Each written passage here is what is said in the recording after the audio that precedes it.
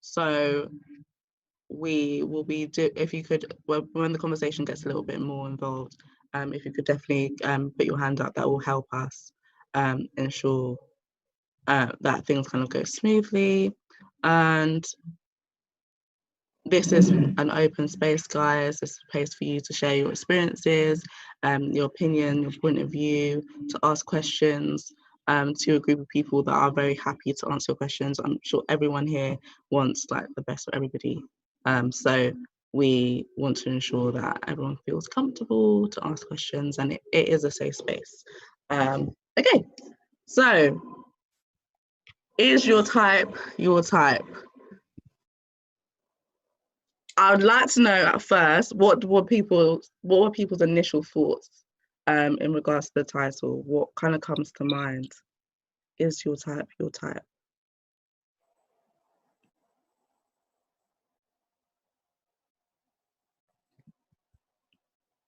Whether the people you like you. I would say it's whether the people you like is actually what you need. Great. So do the people you like, do they like you? And are the people you like, are they really who you like? Or like are they actually the people that are for you, kind of thing? Okay, cool. So anyone else that had a different interpretation or has a certain expectation of where this conversation is going to go? I think it's a thing of, is the one you think you like really the one that you like, or you really your type? It's the one you think you like really your type. Okay, cool. Anyone else? An expectation of the conversation or an understanding of the title? I understood it actually as, are you your type's type? So are you the type that you are looking for? Mm-hmm. So what I would hope, what I'm looking forward to is that the conversation will be geared into the direction of to knowing what type are you, and knowing what it is that you're looking for in someone and why are you looking for that in someone, and trying to, I understood it as well being that you're looking for the Christian values in there as well. Not sure if I'm correct. Perfect. No, what I want to decipher, and the reason why I'm asking, we're going to take the conversation, but this is also your conversation as well. So we will come to certain conclusions and try to come to certain points of view, like try to come to certain conclusions. But we do also want to kind of find out what your concerns are as a group of people, so that we can address these things adequately. So that's great. Okay, cool. So my first question is, what is your understanding of dating, and what is the purpose of dating?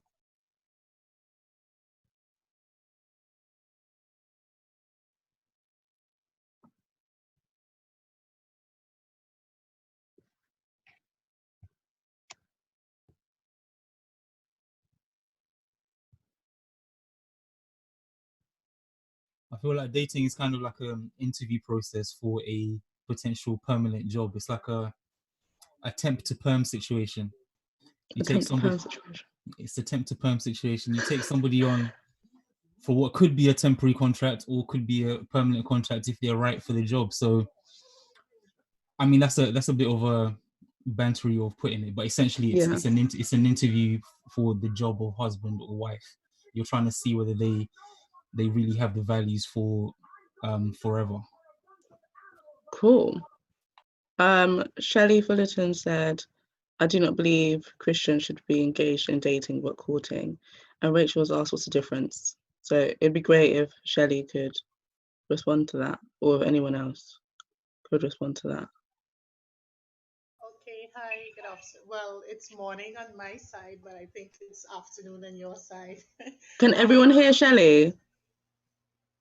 Yeah. Yeah? Okay, great. Not so clear.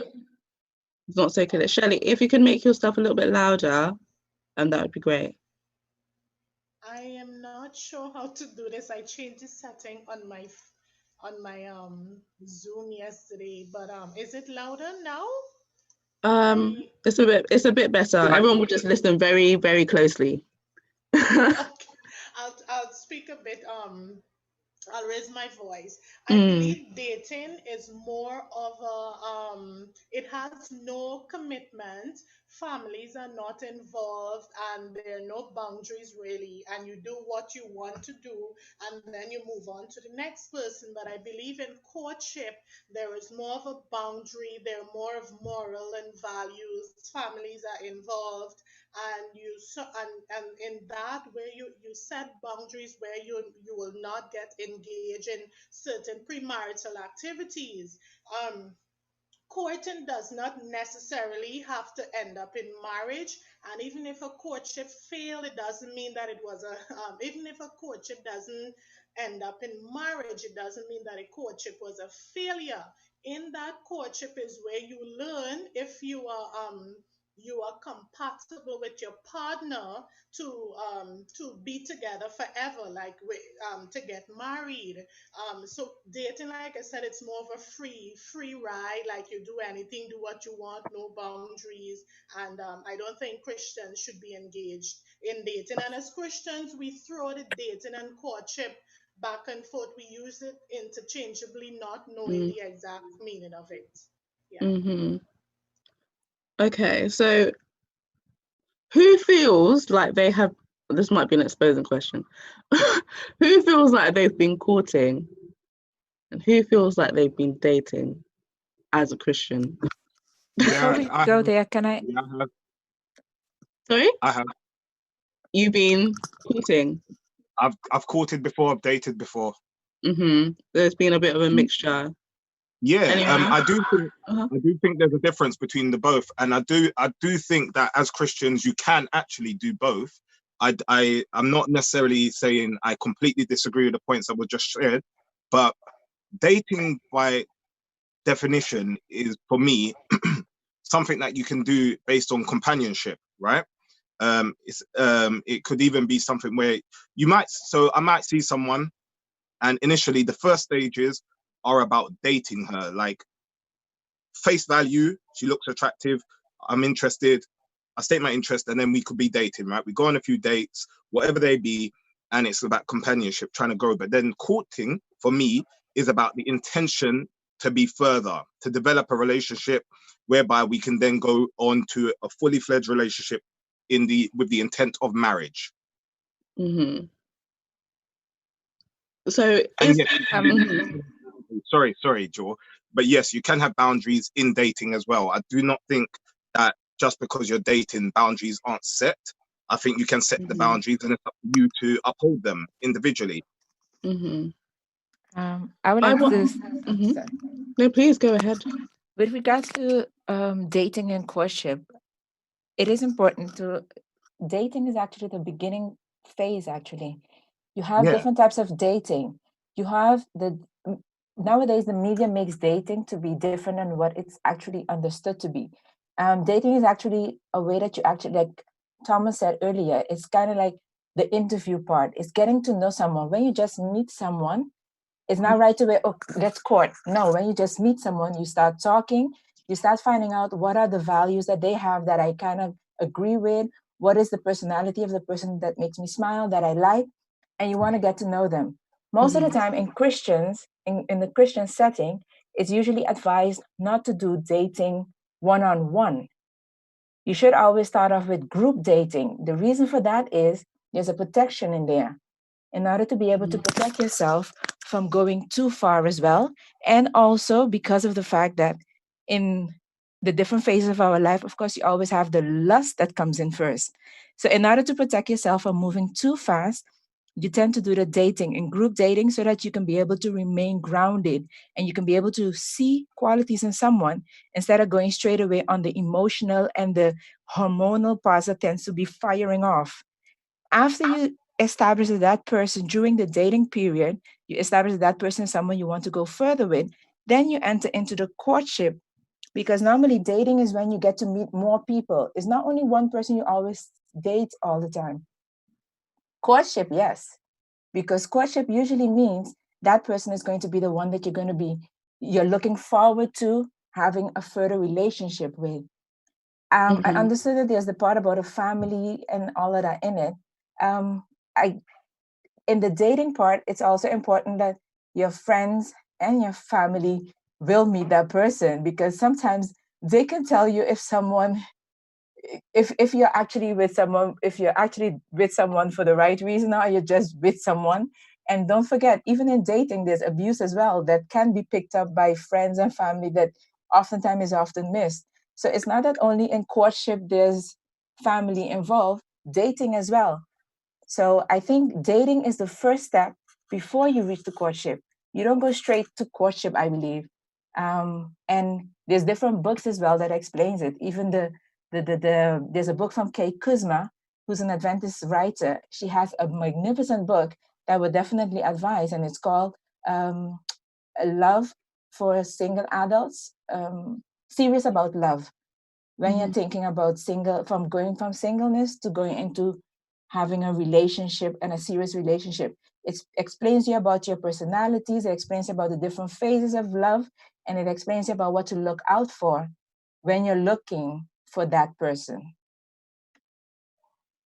Yeah, I think you've made a lot of interesting points. And I kind of want to go into like the world of like modern dating, and modern courtship as well. But Thomas, if you could just I was just asking, I was seeing whether we can have some definition of terms properly, because I think when we say dating, it changes even from Europe to the UK to America. Dating means different things. 100%.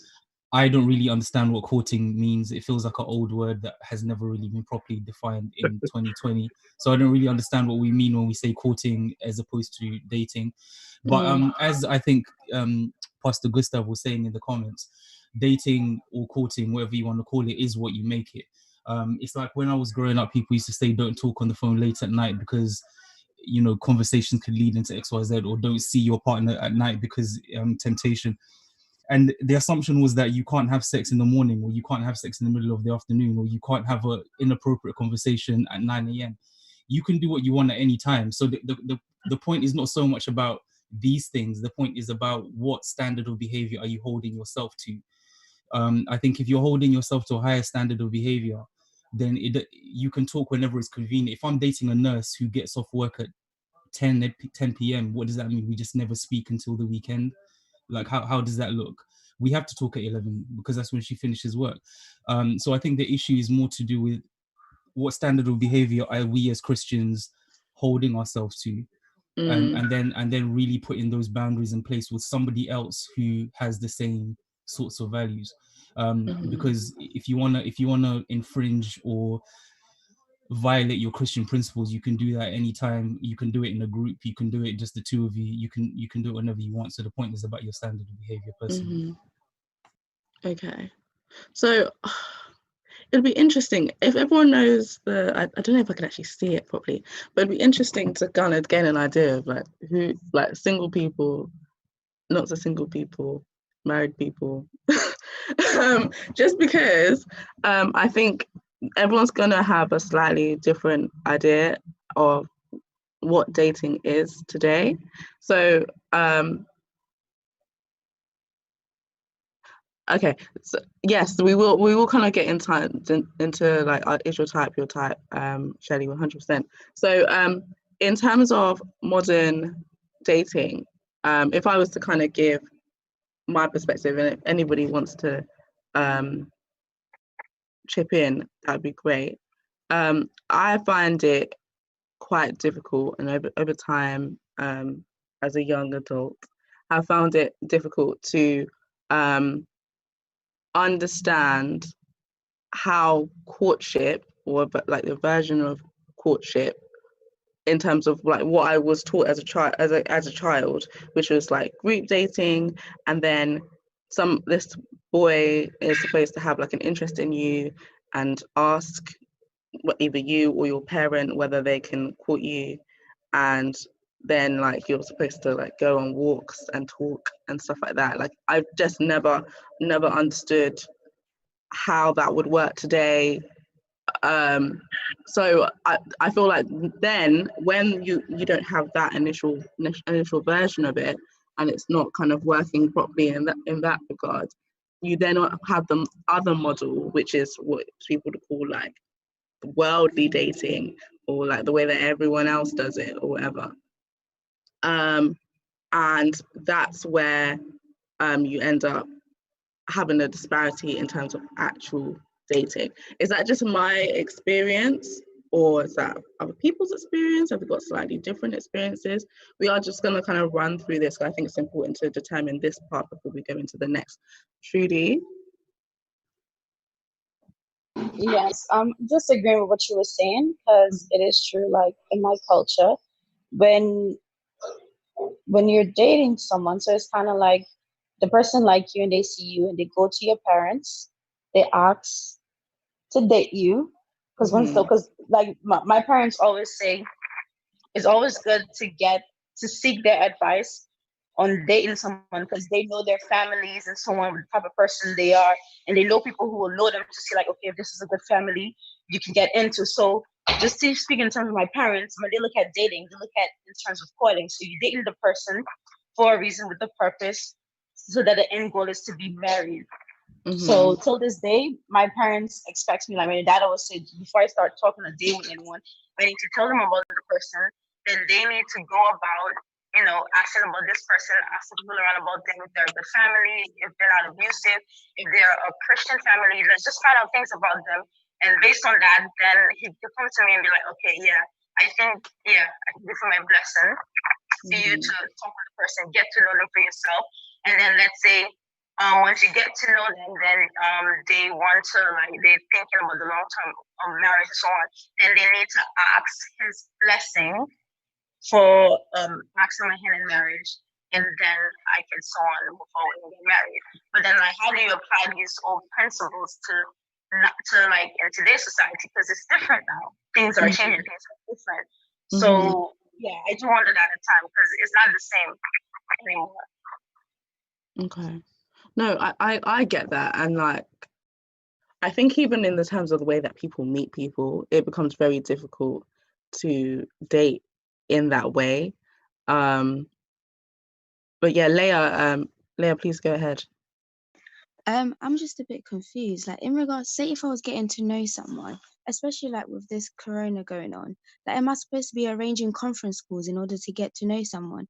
And for someone like me, I don't really have friends like that to even arrange anything to sort of have a group sort of dating thing. And I don't really have friends in London. Like, all my friends are like Manchester, Birmingham, and up there. So am I supposed to, like, what happens in that case if I'm supposed to be Christian dating and group dating? How do I do that when I don't have friends like that? That's an interesting point. And personally, I think that in terms of the way that we were supposed to court from or date from a, like, just as a young person and a young Christian person navigating the world, that I just don't feel like that is practical. But if anybody has can I just piggyback off of that comment from Leah, please? Please do. Like, no offense to anyone, right? But that whole group dating, I'm not against it, but for me, it's a facade. It's forced. Like, if I'm trying to date one individual, I shouldn't have to then make it a whole conference for us to go out. Like, why? If it can generally happen, then of course I'll do it. I'm not against it happening if it's natural. But if it's a thing whereby I'm trying to date her, and then before we can go on our date, we have to make it this big business meeting. That is it. Who's doing that? I'm not doing it. Sorry. That's long. That's crazy to me. That doesn't even make sense to me. Like, what is this? Forget. Can I comment on that, please? Yeah. So based on what Leah said and what Isaac is saying, group dating is not something that has to be done. Don't understand. It's not that it's a mandatory thing. It's like you said, if it happens, it happens. But why it's usually advised, it used to be advised most of the time, and why I think it was Ellen White as well mentioned it, or I think it was in Messages to Young People as well. There was a part of it that you can understand it has to do with group outing. But the reason why it's done is actually because it tends to form a form of protection is thought behind it. But of course, you need to have them friends with integrity as well, because if you have friends who are doing worse than that, you're going to have yourself in the same thing. But it's not a group dating, it's a must. But with regards to what Leah was asking as to how am I supposed to then date if I don't have my friends around me? I think the important thing is if you're dating, you know what for you is a boundary. You know what for you, how far you'll go, and you have to set for yourself from the beginning what you want out of that date. For example, if it's a first date, you'll say, okay, there are certain things that I wouldn't want to happen because I don't really know the person. I'm getting to know the person. So it does have to do with in dating and courtship. You do need to have boundaries, of course, but the group dating is not a mandatory thing. If it can happen, good. If it can't, then you need to set yourself in such a way that you don't go dating in areas where you know things can take place sooner, but go more in open places, certain places. You can even date at church. Isaac next, and then we'll kind of move on to the next point. I didn't get a chance to speak. Sorry, I am going by hands. Can I respond to her? And yes, please. Lady EC, I hear what you're saying. I do get what you're saying, but my thing is this as well. I think that goes hand in hand with the whole group dating based on, actually, I agree with you when it comes to protection, but I also think there's a element there that we need to entertain, because I find that sometimes people are very pretentious when others are around. When other people are around, they show you a certain aspect and a certain element because they don't want to be seen to be a certain way, as opposed to when they're on their one-on-one with you. So I'm a bit cautious with that as well. Like I said, I'm totally up for it if it just happens naturally. But if there is this emphasis on it should happen or we should make it happen at some point, I'm just like, why are we forcing this? Like, let's just see what happens. If by chance we just arrange something, I don't know, paintballing, go-karting, whatever it be, and then we go, cool. But my thing is, sometimes people don't show you their true colors when other people are around just because they want to be seen to be that perfect individual. So I'm a bit, skeptical about the whole group dating part for that element as well. But thank you. Thank you so much, Isaac. And Leonard? You're on mute. You're on mute.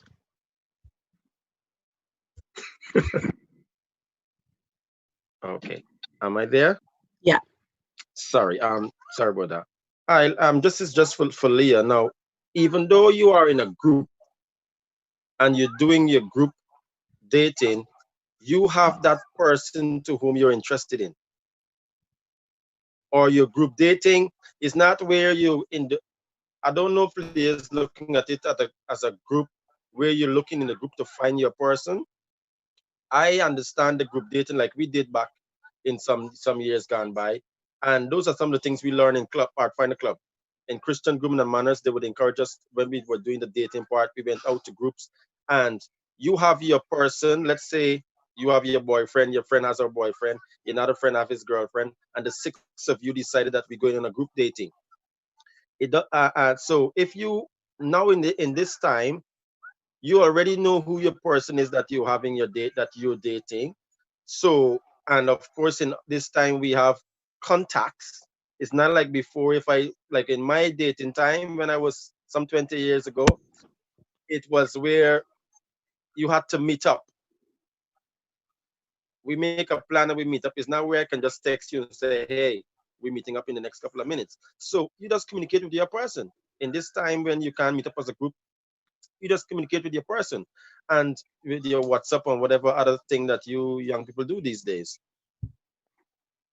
I think I do want to kind of move on from this point, but I do also want to kind of push home that I think Leah was actually saying that she doesn't feel like she would even have the opportunity to group date because she doesn't have a lot of friends in the area that she's in now.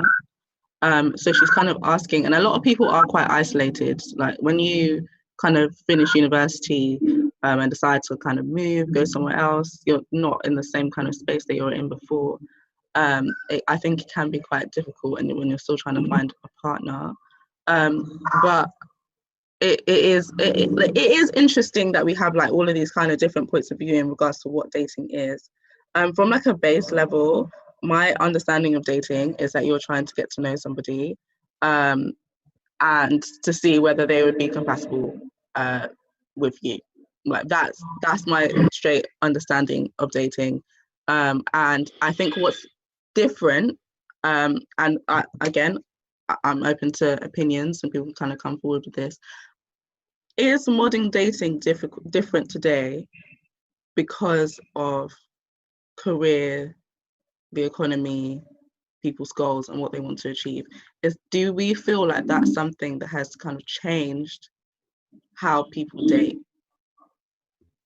A little, if I may say, but one of the things that my church, I'm a Guyanese, one of the things that my church and most of the church in Guyana did is we had AYs and other young people program where we talk about dating and these things. So when our young people ready for dating, they had information.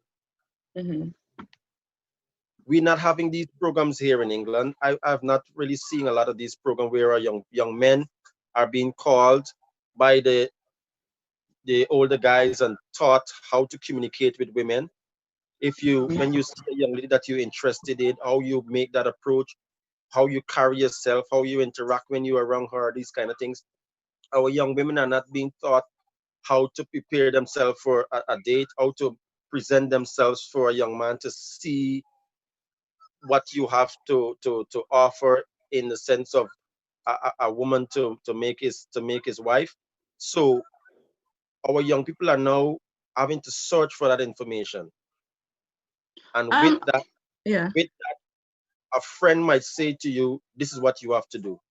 Let's do it this way. Or you might see a friend doing it and you do the same thing. And because of that, our ideas of dating, which also in collaboration with those ideas that you brought up, whether our independence and all these things, but having the information, I think, is the most part that is causing us to go away and having all these questions that we shouldn't have, because we are a church that have all the information that we can share with our young people, having them prepared for this. I want to, in terms of people not necessarily having those programs, I will be honest, in terms of us putting this on as a group, we were kind of like, oh, another dating conversation. Do we really want to do this? Yeah, no, we'll do it. Like, let's have this conversation. People enjoy this. People want to have this kind of space. I have been having dating conversations since I was 10 years old. Like, literally 10, like, and even in terms of like Pathfinders, I did the whole thing of like, I've learned the same thing, same syllabus. Like, I feel like there's a lot of very Adventist people here, and they definitely have gone through like the same sort of thing. We used to have like girls' night in, boys' night out, where they talk to the boys about stuff, they talk to the girls about stuff, from hygiene to dating to how to conduct yourself on a date to how to set boundaries, all this kind of stuff. But I think one thing that is interesting, and the reason why I was bringing up kind of the economics of things and like career goals and women finding having career paths and stuff like that, and men wanting to also establish themselves in industry and in businesses and stuff, is that people are dating for a lot longer than I feel like people were dating for before. So people will be dating for not like a year or 2 years, but rather 5 years, 6 years, 10 years, like really long periods of time, just being kind of boyfriend and girlfriend, or just courting, or just dating. So that's kind of what I wanted to put out there, and I wonder if people sort of agree with that. Can I reply to something? Based on the first question that you asked, do we think that modern dating has changed from before? I would say yes. The reason for saying yes is because, like the things that you mentioned, those things already has caused that it has changed, but also the things that we tend to value now and our personalities some of the principles that people uphold now as well has changed if you compare with what had in the past. Although principles are not meant to change if you're looking at principles, but the things that people tend to value has changed. For example, nowadays dating has become texting as well. You date, the conversation that you have via texting are not conversation that you used to have before. You never used to have texting as during your dating, because you used to find if someone sent you a text when you're dating, that's kind of like, okay, you're not interested. And nowadays it's okay to text now in between, and also the content of your texting. With regards to the long-term dating, I think what we need to what I tend to see in that aspect is the fact that I'm going to be quite blunt and clear right now. In that dating aspect that people say they're dating is no longer dating, because people are selling the milk without even having anybody putting down real saying that I want you to be my husband or my wife. So people are giving up things for free, making it that people don't put no more effort in wanting to keep it any longer. Because let's be honest, the more you keep it to, you have your boundaries, someone is going to work towards those boundaries. But if you're giving things out for free and you don't know exactly what it is that you really want out of a relationship, but you're giving into your feelings, it's going to be prolonged. If you notice nowadays as well, those who date for quite a long time is not a high percentage that end up in marriage either. It's not very high percentage. That's serious. And so I think with regards to your question, is modern dating different? Yes, it's different. Our values have changed. The things we find important has changed. The way we do things has changed as well. Dating is becoming longer because we tend to now, what we actually used to do for dating is no longer just dating. It ends up now that we're actually having a living apart together relationship kind of a thing. Okay, again, I'm gonna kind of give you guys something to consider. Give an example. So you've gone to university, you graduated, say 20 years old. Maybe you met your boyfriend in university at your church in university. So you've been dating since you were 20. You met when you were 20. You started dating. You're trying to be respectful or whatever, but you've got your graduate role. He's got his graduate role. You're in different parts of the country. You're doing your thing. You're now kind of trying to build your careers, make money. Start with a graduate role. You might be, depending, if you're not working in London, you're probably on like 25k. It's not enough money to get married and have a wedding. So you're still kind of trying to make money here and there, make money. That's where I feel like the disparity kind of comes, because you have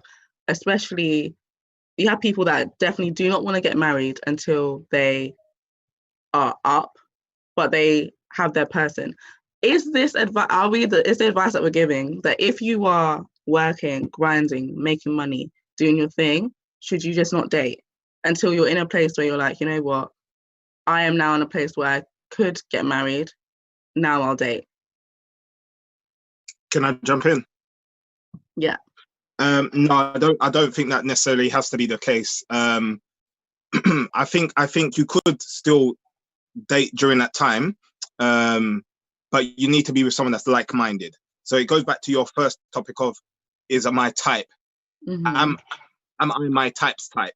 If you're going to be with someone that's not like-minded with yourself, there's going to be a natural clash anyway.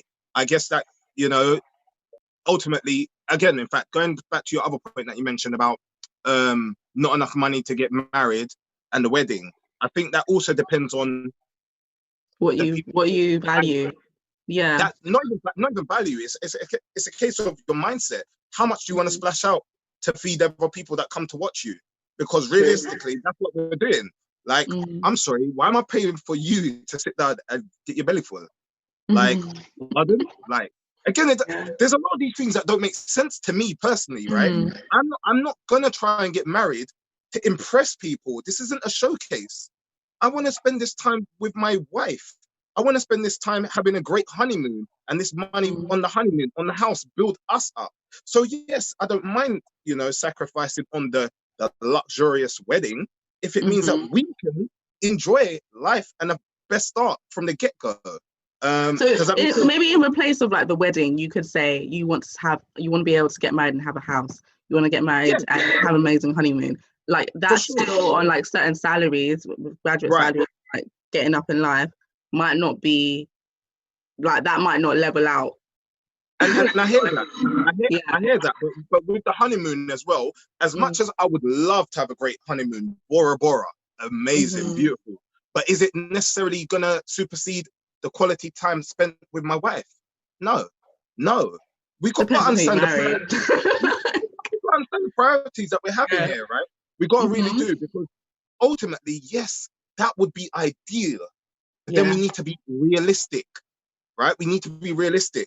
Why am I going to have some form of a detriment of mental state just because I cannot afford that? Let me work within my means, you know, and then let me enjoy the life that I'm going to be with my woman and enjoy us two growing together.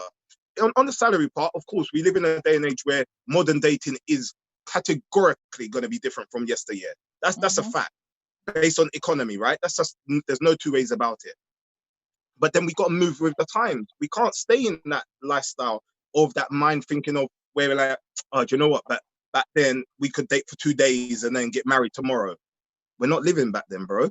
Like, we're living today, right? We need to be realistic about these things. That's not me saying by any means that, you know, you allow yourself to be led on. This goes back to boundaries again. If you make it very intentionally clear with your partner, whether it be the man to woman or woman to man, what you're looking from the get-go and what you're not going to, you know, accept might be a strong word, but what you're not going to waver to, just be intentional about your intention. And if you feel that this is going on too long, don't be afraid to let go. Because ultimately, if you're holding on to something for false hope, you do not even know if you're blocking your own blessings, because God's telling you, yo, that's not for you. But you want to be stubborn. That's the thing about us. We're too stubborn. It's always about what we want rather than, but is this really God's word for me? Sometimes we need to just let go about us, let go of self, because she looks cute, he looks cute. Yo, forget it. Something else that will effectively be the better for us may come. Definitely. Thomas? And then Ashanti after that. I was going to say that I think we should be careful about looking at old school ways of dating and what happened in the past as though it was a land of milk and honey. It wasn't. It was full of a lot of trash as well. And so a lot of the things that happened back then around economics, women were economically disempowered, which means they had to marry for reasons that were more to do with economics than to do with love and compatibility. They would stay in more abusive relationships because they had no economic opportunities outside of their marriages. So there was a lot of things that we should, let's keep the past in its perspective. Let's not try and be like, the way we date now is trash and the way it was back in the day is this amazing place. I think it's also a little bit problematic to equate sex with milk and women with cows, and women who are having sex outside of marriage are giving away their milk without buying the cow. I think that's also a bit problematic because it also suggests that we should get married to have sex, which I think is a shaky ground to begin from. But I think, as you suggested, the economics of marriage have shifted, but a lot of our expectations have stayed the same. So, you know, if you're, and this is where is your type, I think can come in, is that if you are the person who takes Isaac's perspective of priorities, I'd rather spend this money on our life and on our house and on our honeymoon, but you're dating Debbie who wants the big Lagos wedding with 10,000 limos and every dress company endorsing her wedding, then you're going to be in a problem because you don't have the same perspective on how the money should be spent on the wedding. In my perspective, I think we need to socialize a much simpler approach to weddings. I got married just 4 years ago, but I was pissed from the day after my wedding about the money that we spent. If I could go back, I would just be like, all right, let's go to Nando's with everybody afterwards and have a simple wedding, and then go to a honeymoon and turn up, or come back from our honeymoon and have an amazing, or have a much bigger budget to spend on life than I would have spent on the actual wedding day. That being said, I loved my wedding. If my wife is here somewhere, I loved the wedding day. It was an amazing, beautiful day. However, I would rather have done everything I wanted to do in Jamaica than have an amazing one day, 8 hours, and a lot of money was spent. So I think the economics have changed. We now need to socialize in conversations like this, a much simpler approach to wedding, where we might say it's perfectly socially acceptable to get married at AYS, and we crack on. AYS, afternoon program, we just have a quick 20-minute wedding. We're married now. And then after we're married, we can then save up if we want to have a big party in 2 years' time, but at least our resources are merged and at least we're married now. But the point is that we still talk about a barrier to entry to wedding, which is economically out of the reach of the realities that we live in economically, like for all the reasons that you just said. We are not earning as much, the economy is a lot more difficult, and yet we're still saying the man has to spend $5 grand on an engagement ring, and then you have to raise another 15 grand for a wedding. The two things are not compatible with each other. I think we need one thing needs to be adjusted. Cool. And Ashanti, and then we're gonna move on a little bit. Ashanti, please. Oh, you're on mute. Let me unmute you. There you go. Thank you. Sorry, I don't really use, well, I don't have Instagram or anything like that. I have no makeup on. I wasn't aware of this meeting, but I joined for jokes. And my name's not Ashanti, but I called myself Ashanti for one reason. So you guys are talking about courtship. That's about knowing whether or not you're prepared to marry someone that you're thinking of marrying. That's what the kind of like Christian idea of whatever we're trying to call dating is. It's the stage where you've actually acknowledged that you've seen one another, you like one another, and now you want to know if you both would make sense for marriage. A question that comes into that stage is how prepared both of you are for this. And also, if we think about messages to young people, we belong to our parents in terms of how God sees the situation before we then enter marriage. So even if you have your own gender and interest, you know, objectively, biblically, you are of your parents, and you need to seek counsel from parents and elders about what you're going to do. So with that in mind, the preparedness question, even if not from yourself, will come from people who love you, such as your parents or you know, someone of high standing in church you respect and have sought counsel with. So that's where the finance comes into it. It doesn't therefore mean that you shouldn't consider marriage if you're not like earning what you want to earn. But what it does mean though is, you know, best believe that you will have questions asked of you in terms of how are you going to get married financially? How are you going to provide for yourself and your family? How is this going to work? And it's a disservice to any young couple who don't have counsel or, you know, elders to be able to explain that to them.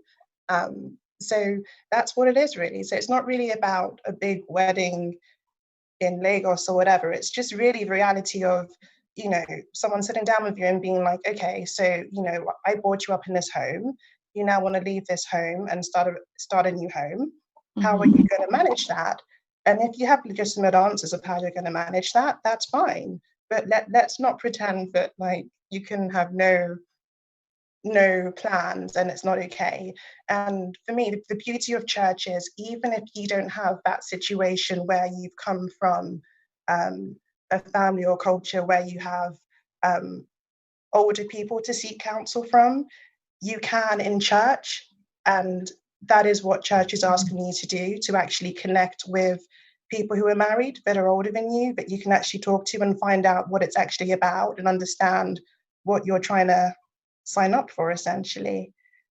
So I think in terms of the finances, it's part of it, but it doesn't mean, you know, you can't get married at all. But definitely if you're both just studying and you're both not really ready to start a home together, then, you know, there is a question mark around what you're doing in that marriage or what that marriage is going to be about. Okay. Thank you for that. We are going to kind of move on from this because I feel like we've kind of explored what dating is, what modern dating is, kind of the changes today and how that has kind of affected things. And I kind of now want us to look at the perspective and kind of discuss what are our expectations as Christians. What is the standard? Okay, this is what I'm looking for in a husband as a Christian woman. This is what I'm looking for in a wife as a Christian man. Nafi says to find the sweetest one. Interesting.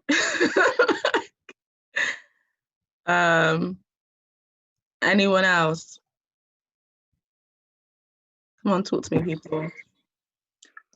Okay. Oh, go ahead. Sorry. Thank you.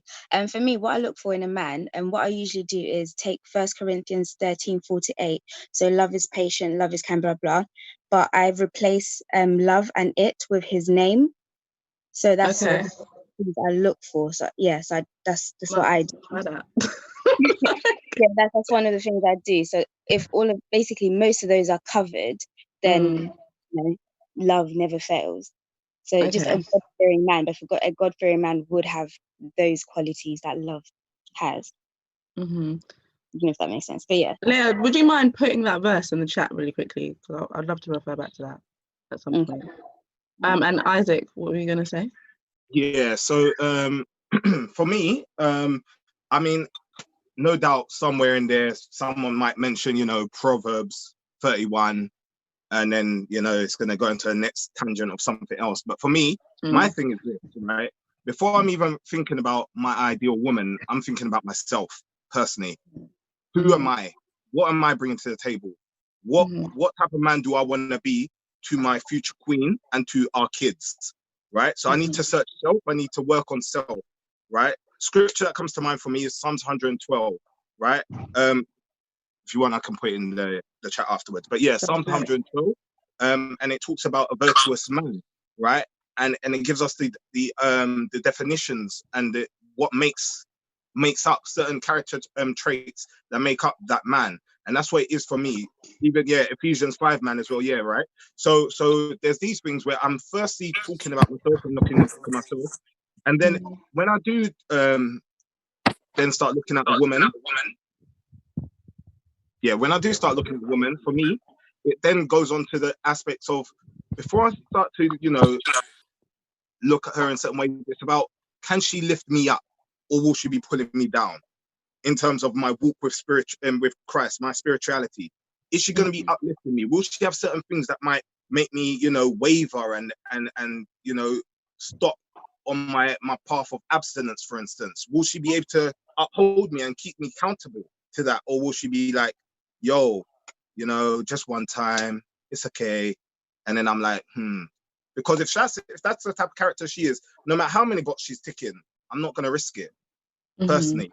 So so there's these factors for me. Brilliant. Has anyone else got any other contributions? As a Christian man or a Christian woman, what are you looking for? I think what I agree with Isaac what he said. Getting to know yourself first, because many times we need to remember that we all come with baggage. So you need to know who you are first. You need to know what you are about and what it is that you can actually bring to the table as well. Not forgetting though that as you progress, there are going to be certain changes as well. So the person that you meet, it needs to be someone that not only meets your criteria, but they're also someone who you can grow together with. I often hear people say, my other half, but none of us are half persons, actually. You have a complete person meeting someone else who's going to complement you. Because if you're a half person, the moment that person meets that need that you need at that time, you're going to want something else. So that's why in the time that we're busy looking for a partner or we're busy working towards it, we need to continue to develop ourselves, but not in a selfish manner, but develop yourself as a Christian, as a person. You cannot sit still. You need to continue to develop yourself as well. So I think it is very important for you to know first who you are as a person, and also afterward to find out what's the person that you think you need. But most of all, you need to bring it all in prayer, because what you want isn't maybe what you need. And sometimes that could be really hard. I remember my dad always told me, God has a sense of humor. So you have to be really clear what it is that you want and speak to him about it, but be prepared that he might show you something different. Maybe the person mightn't be what you want at that time, but in the long run, they will be the person that you probably need. So, and as much as the outer appearance does have some importance, you can't put everything on the outer appearance. And another tip, before I go, another tip that I got as well is the fact that if you have, for example, they speak about a list, for example, of the points of what you want in the other person. If you have a list of, let's say, 10 things, the person should have at least 6 of them. But if they have 5 or less, it's going to be difficult to be able to get the other 6 of 5 to be present. But if you have 6, it's possible to work on 4.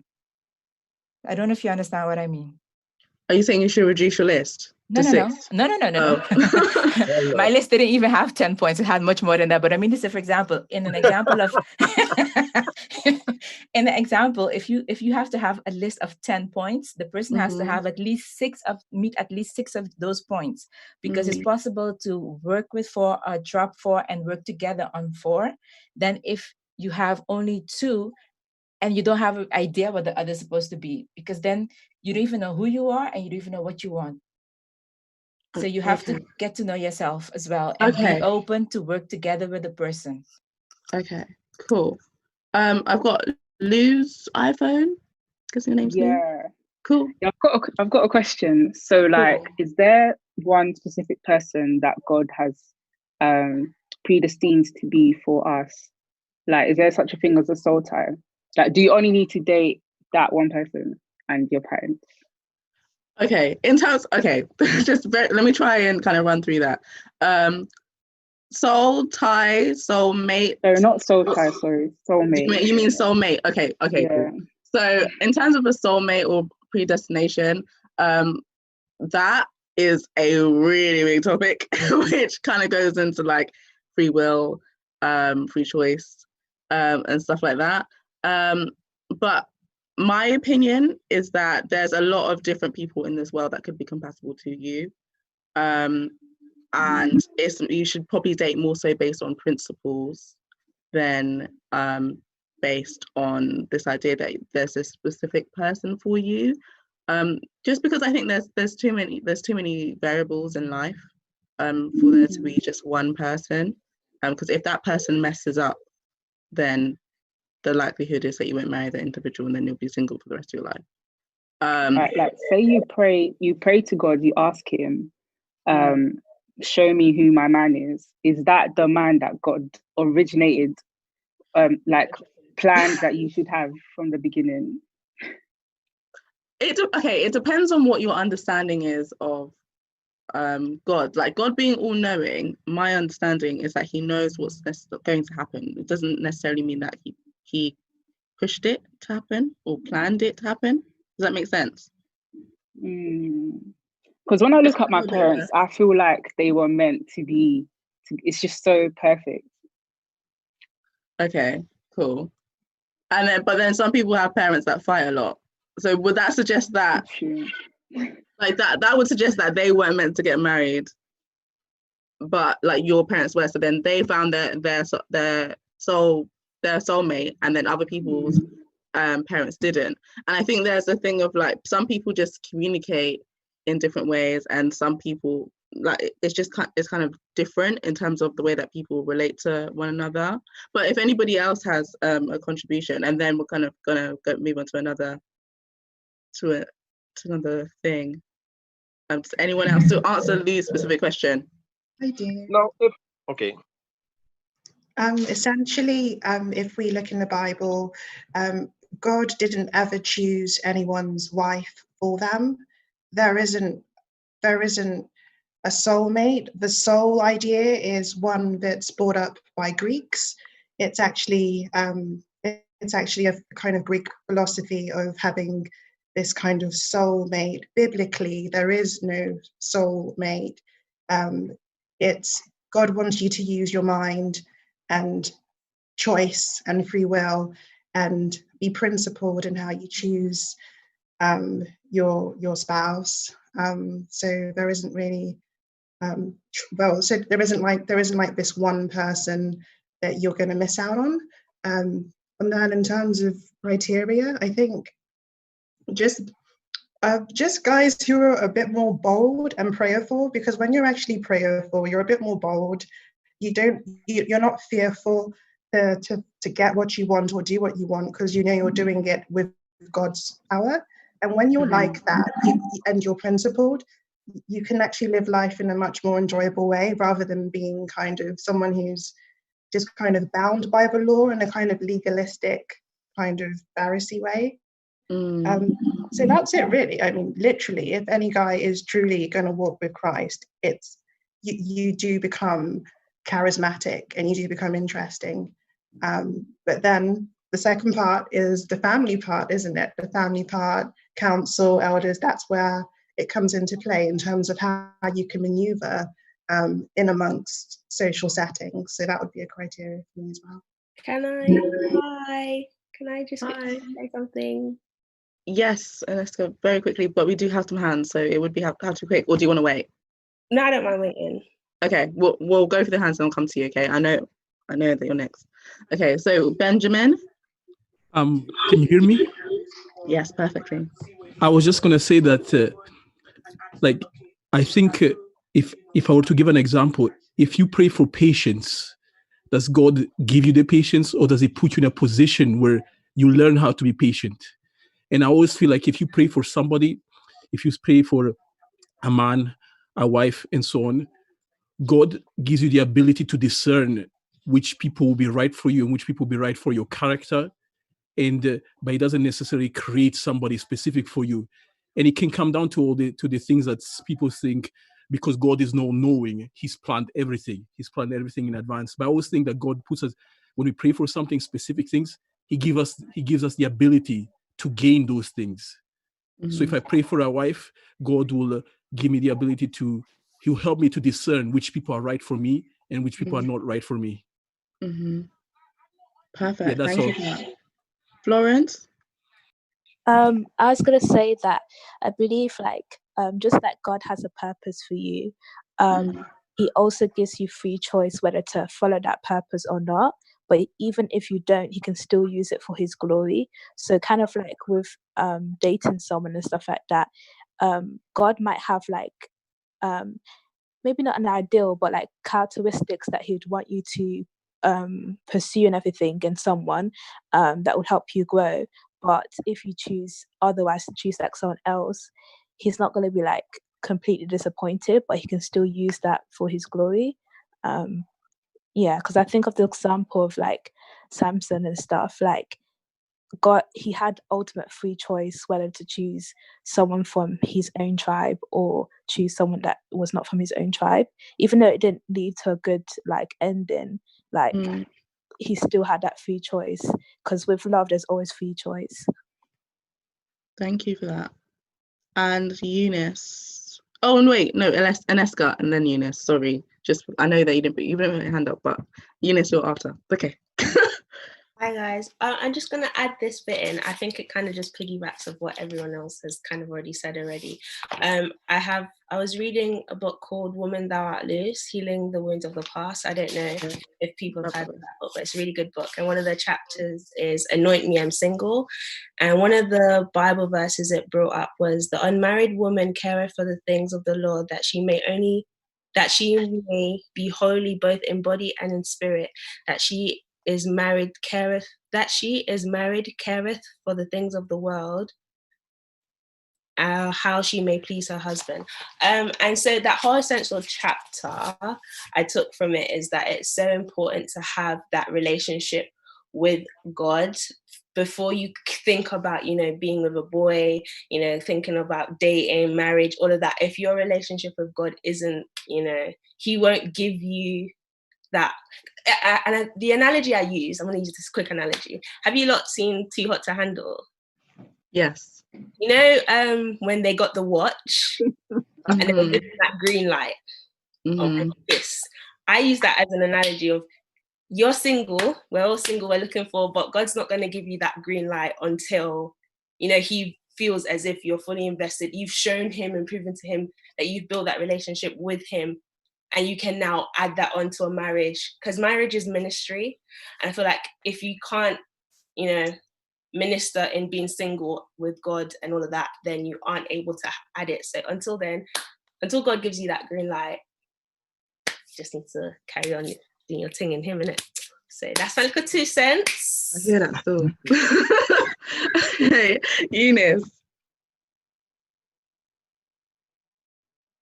Do you want me to unmute you? Okay. Yeah. Eunice, can you guys hear me okay? Yeah. Okay. Just a few points that I wanted to drop in there over the questions that were asked. One is some quote that I read. I'll find it if I can quickly, but Ellen White says that there's less than 1% of marriages that are a match made in heaven. Less than 1%. It says that many people are mated together, but they're not matched.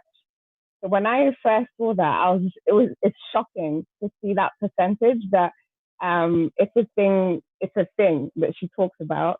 That there's less than 1% of marriages that are a match made in heaven. So God has said, you and you, I'm matching you guys together. And it says many of us are mated but not matched. So just throwing that out there. I've just seen someone saying true. So it's not just me that's read it.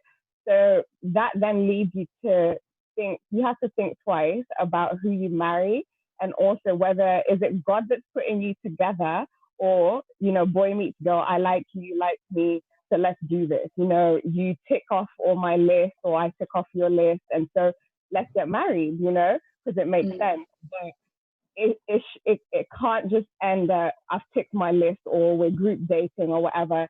You have to consult God to see if you and this individual are supposed to be together. Not to get too personal, but I think we do need to kind of speak on our personal stories as well. Each other out. Yesterday was supposed to be my 5th year wedding anniversary, but I'm now currently a single mom. And I have 2 kids, and they don't have the same dad. So a lot of stuff has happened, but this individual that I married was close to being a pastor. On the outside, all these things checked out, looked good. But I can honestly say that I didn't go and ask God and get confirmation from God that this was the person that he wanted me to marry. You know, everything seemed to tick boxes. We'd had another child out of wedlock, and it just seemed like it's the right thing to do. These are not reasons to get married. God should be the individual that puts the 2 of you together, because marriage isn't easy. And when those times get tough, you need to be able to say, God put this together, let no man, you know, put us under. But if you know it was just the 2 of you that collected yourselves, and you had no confirmation from God, and you came together, it's easier to walk away from that than when you know that God has put you together. Even when God has put you together, it's hard. Adam and Eve, God put them together. But I truly believe that if Adam had decided to remain faithful to God, God is the same God that made Eve, would have made him another Eve, you know? So this thing about soulmates, like, it's not just one person. If that person in their relationship with God is flopping, you know, let them be. Just like Job, I would want my husband, I've always said, I want my husband to be like Job, that if I'm tripping on my relationship with God, my husband, respectfully, although, you know, he kind of called her out, and tell me to just be silent, you know, because your commitment to your God comes first. And I know I've seen this in my parents' relationship, that if they didn't have their connection with God first, they wouldn't be together. So I just wanted to just throw those out there. I can see the comments going. I'll read and catch up in a minute, but just wanted to throw those out there, that it's not just about your list. You don't just, because also recently there's someone else I was talking to, and he ticked all my list. He ticked everything off. But because of my past experience, I had to consult God. And not everyone does this, but I asked God for very specific signs, and he has said yes and used signs with me, and he does it with other people. Rachel, we know, the servant that went and asked God to show him who Isaac, is it Isaac? Abraham's son? Yeah, Isaac's wife was going to be Rebecca, and he showed him, and he had asked for a specific sign with him. So, you know, I took that principle, and God spoke and let me know that this individual, 1 minute, Eli, 1 minute. Sorry, guys. Okay. 1 minute, Mama, 1 minute. Sorry, I'm going to mute myself in a second. But yeah, this person had ticked all my boxes, but I went to God. God said no. But because it was not making sense, I continued on. But then at some point when this guy was ready to propose and stuff, I thought, let me check in with God again. And God said no again. So I had to walk away from that, because it's better that you live your life on your own than live in a misery of a marriage. And we all know from experiences that, you know, it's better to be alone and happy and at peace than be in a marriage that is just, you know, not doing any of that. But yeah, that's all I wanted to share for now. Let me sort out these kids. Thank you. Like, don't go and just jump and have kids too soon. That's great, but everything in its time. Ashanti, very quickly. Oh, I wrote my comments down. Oh, did you? Okay. Yeah, just a quick response to Eunice. She was right that Ellen G. White says 99% of marriages are actually going to flop. But it wasn't just about, you know, not having the right one. It's also about the right timing, and also being prepared as well, and just not be walking in Christ. Yeah, but I was going to make a point before that, but I've lost it because the conversation went somewhere else. No, thank you. And we're just going to kind of move on to another question to everyone. So I don't know if this, no, I'm hoping you guys will talk to me.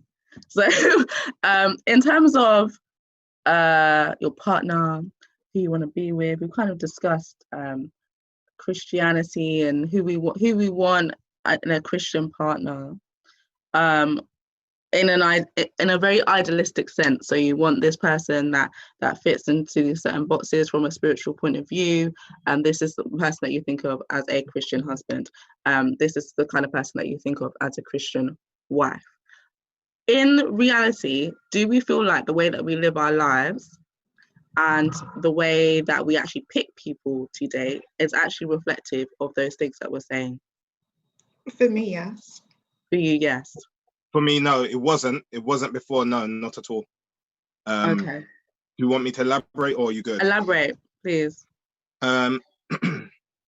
So I've always maintained that I'm a Christian, Seventh-day Adventist, you know, but before, going back, prior to the 19th of last month. Yeah, 19th of last month.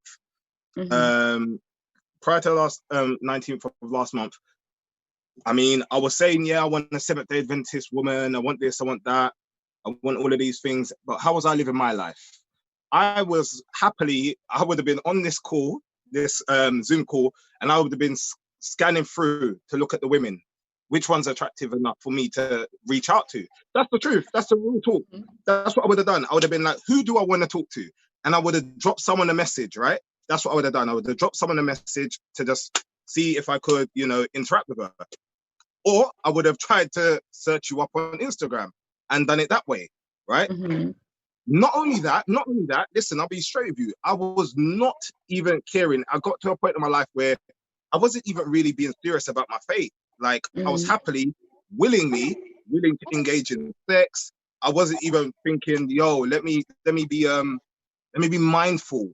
Before, years ago, not even years, but time ago, I would rather sort myself out, right? I'd rather masturbate to not make a girl sin with me, right? So I thought, rather than two of us burning, let me sort myself out so that I'm not there to entertain her, and then we both burn, right? So I thought, let me do that. Then it got to a point where I was like, nah, man, let me just do it anyway. But I was keeping the Sabbath, so I wouldn't do it on a Friday sunset to Saturday sunset.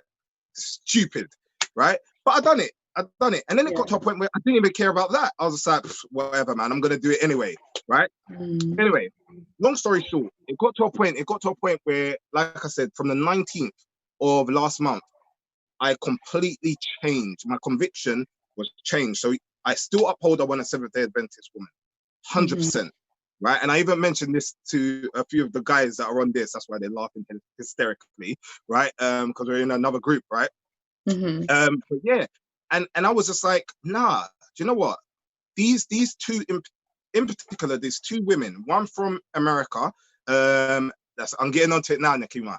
And one from America and one from Canada, right? Where I was just like, their story, their conviction. So the one from America, she was of the world, and then she's been truly convicted, like changed up, and she would get on to me about everything. I mean, she's the modern day Ellen G. White, facts, right? She'll get on to me about everything. I couldn't even breathe unless it was breathing Christianity. Like, it was crazy, but it was good. And then the one from Canada, even more so, right? Her conviction just changed me. The way she is so intentional about Christ, her values, everything. And I was just moved differently to a point where I was actually, prior to, like, when we came into quarantine, I had so many different, I had different opportunities outside of,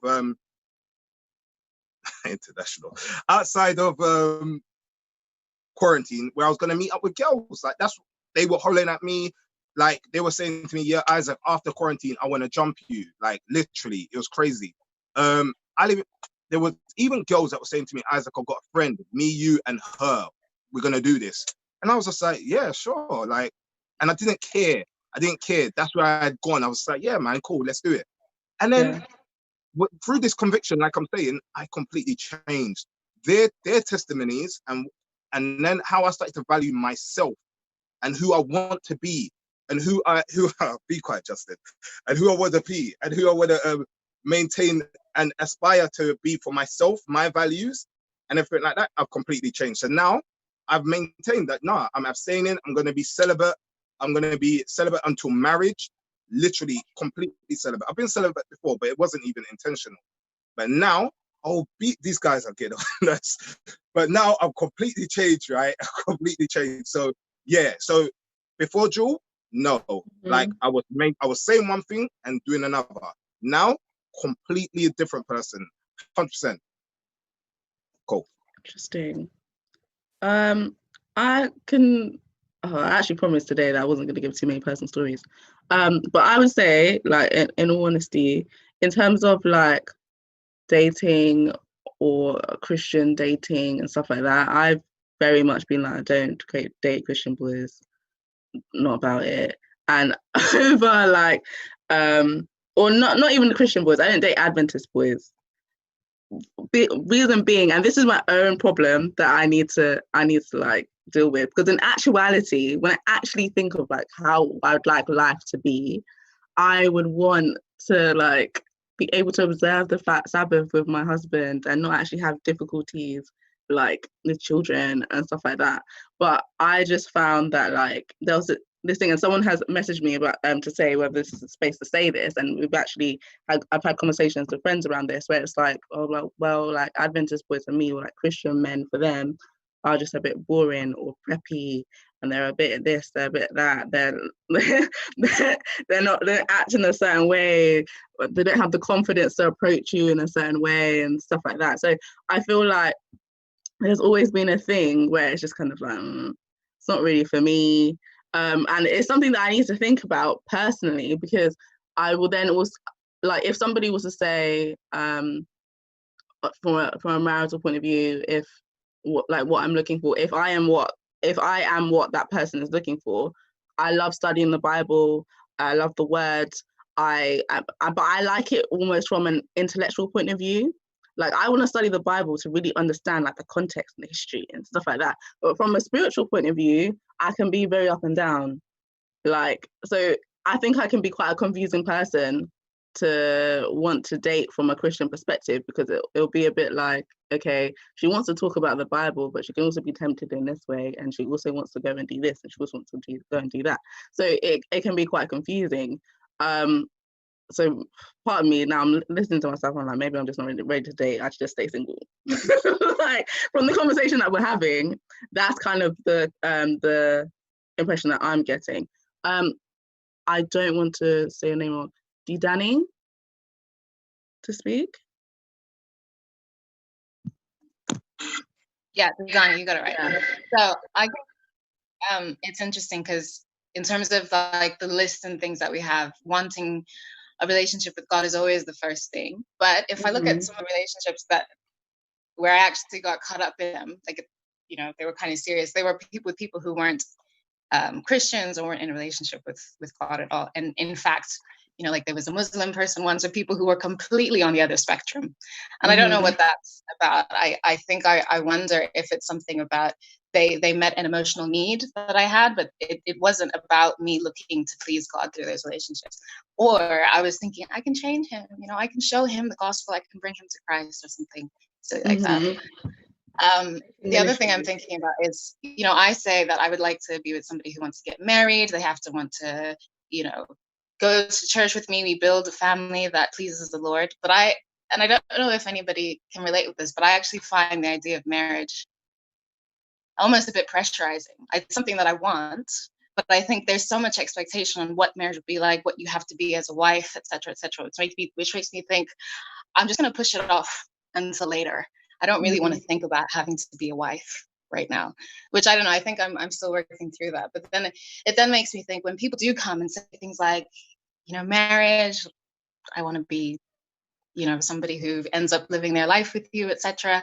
I'm almost like, I don't think I want that. Like, I want that conceptually, but in the here and now, I'm almost like, this is a lot of pressure.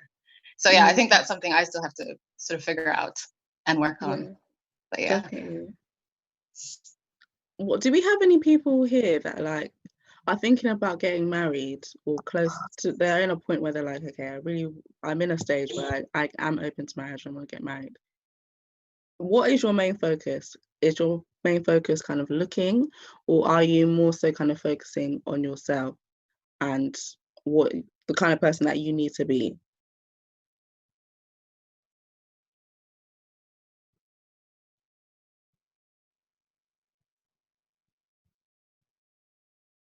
To be I'm honest, silence. No, carry on. Yeah. To be honest, like I'm giving God a chance here. Like I didn't actually even know this chat was happening.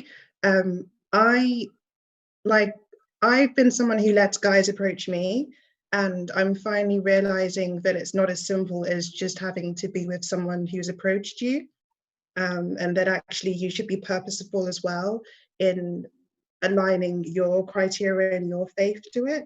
So I'm on here just seeing what Adventist culture and dating is about, to be honest, because yeah, I'm not really like, I am Adventist, but I don't hang out with Adventists all the time, or like I guess I'm just trying to understand why everyone's cameras are off and why no one's talking except for Isaac. I keep asking. I keep asking. Sorry, I'm being real out here. No, I love the realism, and my team will know and understand my frustration with the same thing. So don't worry about that. Grace, can we have Grace speak, please? Hi. Basically, I just wanted to make a point. Personally, for me, I'm focused on myself, or trying to be more focused on myself and my relationship with God, because I'm a big believer in that I belong to God before I go and commit myself to anybody for life. But my biggest frustration is trying to live your life focusing on yourself and focusing on God. But you'll get the constant comments like, when is the wedding? Or, you know, have you got somebody yet? This and this. And I don't really understand why people can't seem to, like, my biggest thing is trying to marry somebody to stay married. If I wanted to, I could be married. I could have said yes to any guy that, and I think a lot of girls can speak on this. Girls and vice versa, we get approached all the time. But a lot of us Christians who have a foundation in God and are cemented in our relationship with God, or trying to be, are not trying to say yes to everybody that approaches us, because when you use your spirit of discernment, or when you trying to walk with God, if you say yes to everybody, you'll know that you're not going to be happy. And if you know yourself and you love yourself first and you love God, you know that sleeping at night is the most important thing for you. For me, it is like just having peace, and to marriage is taking on another human being in your space. Like, that's huge. And I think we underestimate how huge that is, taking on a whole being, and you yourself don't even know if you're stable on your own. If you're not stable on your own, how can you take on somebody else? And I just think it's really frustrating, because people need to understand that a lot of us would have been married or could have been married if we really wanted to be. But a lot of us, our goals is trying to live out a purposeful life that God has set out. Marriage is a covenant. I'm not trying to break that covenant. I'm not trying to go in it for games. I'm trying to live out a life that God has set out for me. And I think we need to be careful as a society in continuing to put that pressure on people unnecessarily, because they see you and they think you're young. Okay, you've got your career. When is the man? But who told you I was on this earth just because of a man or something like that? No, I was created on my own. And even in marriage, you will die on your own. You're still on your own. And I think it was Charles Underwood that said, the singleness project is a project that doesn't end. Even when you're married, continue to be of yourself. You can't become too consumed. But yeah, that's just something I wanted to put across. Defo, thank you for that. So I'm kind of getting kind of mixed, not mixed messages, but in terms of what people are saying as a whole, it's more so, okay, people are kind of focusing on themselves, focusing on God, and if the right person comes their way, then that's great. And we're saying that this right person is this person that ticks all these like Christian boxes. Is that what we're saying? No. That's not what we're saying. That's what I'm getting. That's the impression I'm getting. What's the difference? Okay, I'm saying what Ruth's saying, and what Ruth is saying is Ruth is making actions. She's moving if there isn't someone where she is in her proximity. Mm-hmm. She's seeking someone of interest, and she's positioning herself by someone. When you say Ruth, do you mean Ruth as in Ruth and like in the Bible? Sorry, Bible. Okay, yeah. What I'm trying to say is, if there's anyone here who's generally like sitting there waiting to be found, like, I guess I'm trying to say, don't do that, my friend. If there's anyone who's actually doing that, like waiting to be found. Do you mean like there's nothing biblical like that? Just in case anyone's like sitting and waiting for someone to come and be like, it's you. So do you mean a man approaching you, or do you mean the whole like God told me that we should be together? Which one? Similar. Basically, I guess what I'm saying is, if there's like someone said earlier, there's probably women here who are not yet ready to be married, which is why they're here. And I guess what I want women to know is, like, it's not as simple as you're not ready, which is why you're not married. I think there's women in this group right now who are ready to be married, who actually have a lot more like they've got far emotionally, and they know themselves, and they're ready, and they know more than I could ever know about all of it, and they're actually they actually are ready for in sickness and in health on a real level. But have not positioned themselves in such a way to find a husband, to be found by a husband. And I guess I feel it's important to share that with any women who are in this group, to say, if that is you, and sometimes it's like, there's no one around me that I like, then move somewhere to be around people that you do like, that you are interested in. If it's no one is looking at me, then it's find who it is that you're interested in, that you want to be looked at by, and pursue common interests. There's a lot of things that you can do. So I guess I was just mindful of the potential of someone being here who's literally kind of sitting in their house or sitting in church waiting for someone to literally come out of nowhere.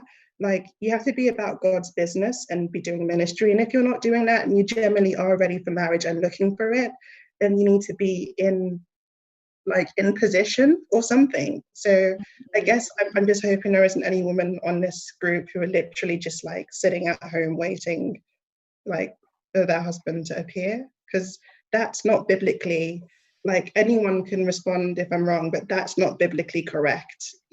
That's not how he's coming.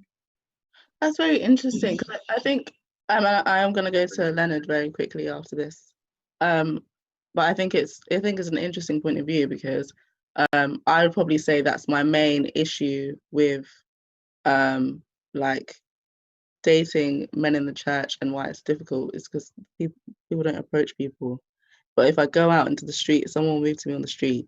So like sort of thing. But I Leonard, guess what I'm saying is, in that case, you need to move around. You don't have to like, it's the world, like with this situation now, like I can be in church in the Cayman Islands in the next hour. Yeah, no, I understand. I think it is a different environment now, and it maybe women do need to be a little bit more forward. I guess I'm not saying go and tell the guy you want him or something like this. I guess what I'm saying is, why not?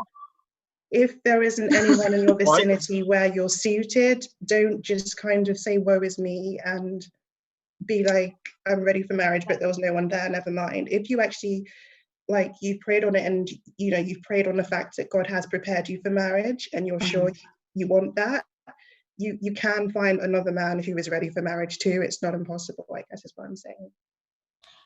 Sorry, can we have a male respond to Ashanti's comment?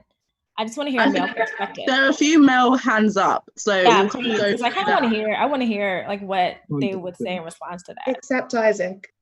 Leonard is first anyway. Leonard is first. Okay. Nico, Shanti, I strongly believe. Me. Shanti, I strongly believe the reason you said you were late. I think the reason why you were late, you were getting your notes together, because you sound so prepared for this program, Shanti. And I love that. Now, she raised a very important point. Persons sitting back and waiting for this guy to approach them. Now, we've talked about all these other things that we have moved away from, and we're now advanced. We're in the 2020 and all that. Now, if a woman, I don't see why, if you see a guy that you think, okay, he looks all right, I've been seeing him around church, we've communicated, and so why can't you approach him and say, well, you know what, do you have a girlfriend? Or can we go to the movies? Do the things. Now, you're saying that we're saying in all these other chats that, okay, we are independent. We don't need a guy to do this. We don't need a guy to buy us our drinks. We be independent woman, all that kind of thing. But then you see me, you see Isaac over there having his corner, and you wouldn't approach Isaac and say, you know, Isaac, I really like the way you did your beard today. Just that, and you move on. And then next week you tell Isaac something about his style, like he would do if he see you, tell you about your hair, and then tell you about the dress next week. And then you say, you know what? Actually, the church banquet coming up. I am thinking maybe I should pick you up. Instead of you getting an Uber, I should pick you up. Or maybe we can go together. We can sit at the same table. Why can't you do that? And it's just one of those things that sometimes, and somebody, I think Ashanti also said something about there might be that guy, the person might be right there.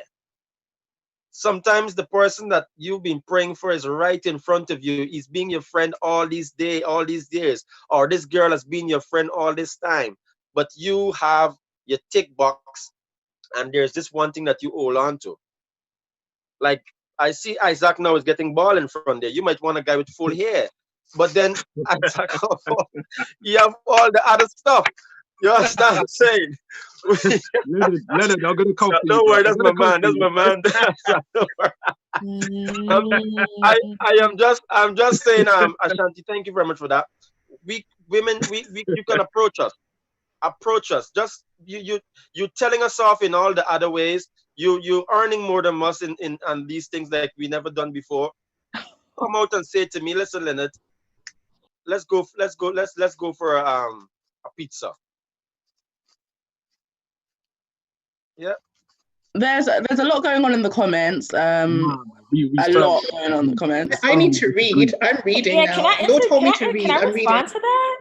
We firmly disagree. Yes, please. Wait, who disagrees? Yeah, we disagree. No way, man. You cannot go and jump into the lion's mouth. I'm telling you. You cannot go.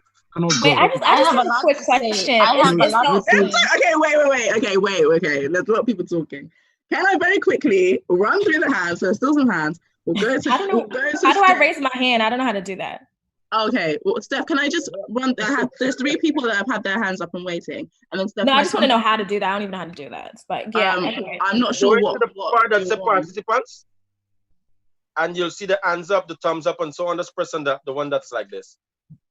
All right, I'll figure that out. Thank you. Sorry. Continue. No problem. No, I'll come back to you. I'll remember.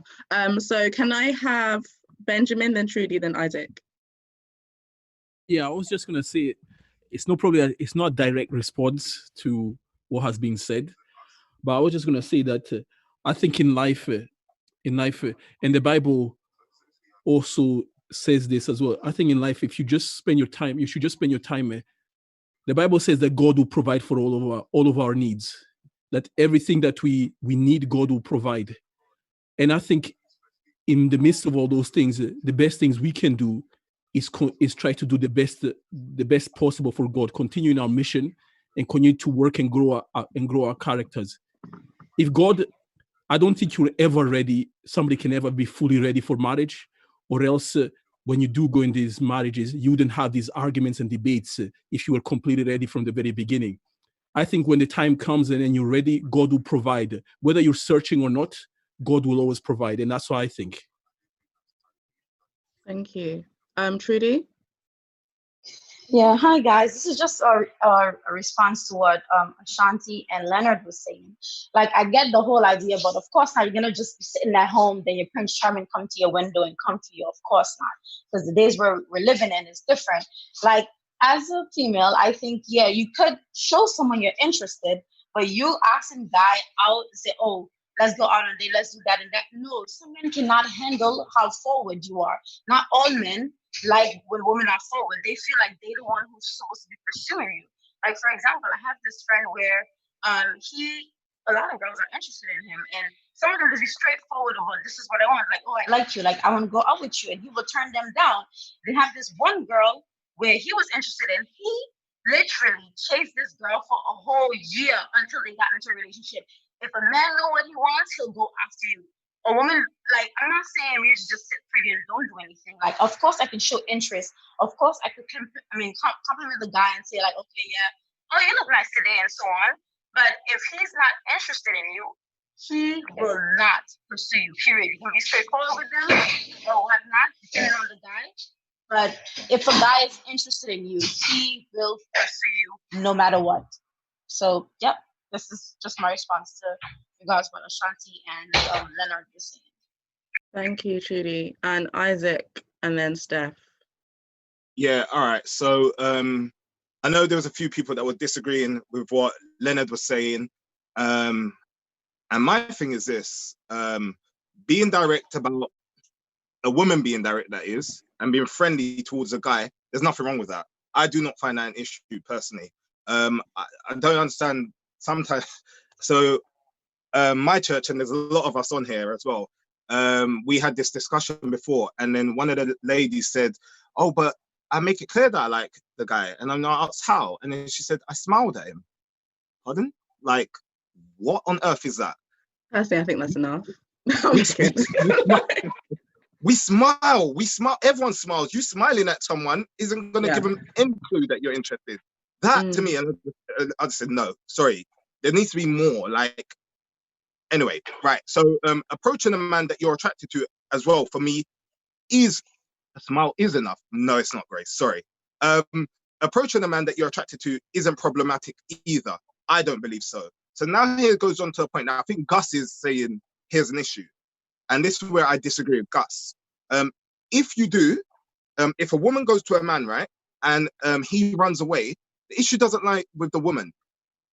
Please understand this. The issue lies with the man and his own insecurities within himself, not women. If the man runs from you because you've been forward, there isn't an issue with you. He needs to check his own insecurities, right? If he cannot still feel like as though he's a man because you've approached him, come on, what is this? What is this? Like, personally, I do not think that's an issue. I think the man needs to step up and be like, yo, cool. Like, you've stepped up first. Let's go there. Especially if he likes her. Imagine that. Just imagine how nonsensical that is. I like you. I'm attracted to you. But because you've come to me first, I'm now going to turn and run away. That to me cannot work. I need to say, yo, Isaac, come on, man. Swallow your ego, swallow your pride, stop being so ridiculous, and step up to the plate. And the last thing I'll say, well, in which case I will say that that man isn't for you, right? So you're potentially dodging a bullet anyway. You don't know what right? he wants. And sorry, I missed that. But yeah, the last thing I'll say is we also need to stop painting everyone with the same brush. Not every man is confident. Facts, right? Not every man is confident. So you might see the brother over there, right, and want him to approach you, but he just may not be confident. He may be ticking every other box. The initial confidence that you want him to have, he may not have the confidence in that field. But in every other field, he has every piece of confidence, every piece of leadership, every piece of role modeling. He is strong in his faith and his spiritual walk. Everything just ticks, ticks, ticks. So you're going to let that go to waste just because he didn't first approach you? I mean, it's okay, that can, but if that's your future, then embrace it. And vice versa for the woman. There's many women that I know that are happy to approach a guy. I would never advise them, no, do you know what? That's not what you should be like. Step back. That should be the man's role. I've actually said to some of the women, some are even on this chat, and we've had discussions where I've said to them, listen, because they've asked me, they was like, Isaac, do you think it's okay for me to approach a guy? And I said to him, yeah, for sure. If you do it, and I shared the same advice. Yes, if a man wants you, he will come to you. But remember, not every man is confident. Not every man is confident. Raymond, speak up. Okay, can we have Steph and then Gus and then Raymond, if Raymond wants to speak, and then Callie after that. Yeah. Hi, I'm back. Okay, so listening to the commentary, it's so clear why our age group in the denomination, for the most part, is single, because there's such a disconnect in the understanding or the ideals when it comes to approaching whatever, whomever you're interested in, or whether or not to, and just like basic interest or what one's mentality or understanding of relationship / marriage is about.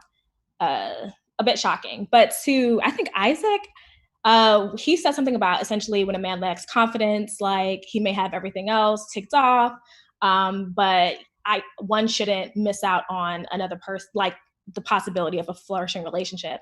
But isn't my job as a woman to supplement a man's lack of confidence just for the possibility of us being able to go on a good date and possibly connect? I don't think that's not my duty as a female. If a man lacks confidence, it's on him to go in the mirror, have a nice little conversation with himself and say, hey, you lack confidence, you like this girl, I'm interested, but for some reason in this one little area of my life, I don't have confidence. That's your job to check yourself. It's not my job to come to you and say, hey, ooh, I see that he may be interested in me. He does X, Y, and Z that comes across as interesting, but he's not approaching me yet. Maybe I should approach him. No. Can I just ask one thing? Okay, Isaac, let me finish. I'll come back. I'll listen and I'll respond.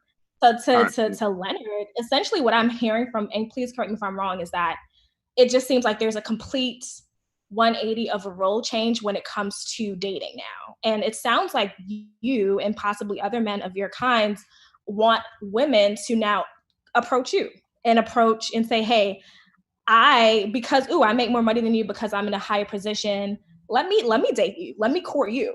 Let me take you out. Let me do X, Y, and Z because I can. So let me do so. I mean, just biblically speaking, we can even look at just history across the board. There is a reason why there are two sexes and why character-wise and just structure-wise, men and women are just like just different in all aspects. Even our means of communication is just strikingly different. Like we have fundamentally different roles, point blank period. We can say that, yes, I as a female can do X, Y, and Z equally, or probably even better as a man does. But at the end of the day, we have different roles when it comes to period. So when it comes to courting and dating, there are just some things that while yes, a woman can do it, that doesn't mean she should, right? So we need to kind of distinct that really from what it is. And I think when it comes to paying and courting, that can happen after you have approached me and after you have shared an interest with me. I as personally don't find I'm not anti paying for a date, right? Essentially, I think that's what you're kind of suggesting.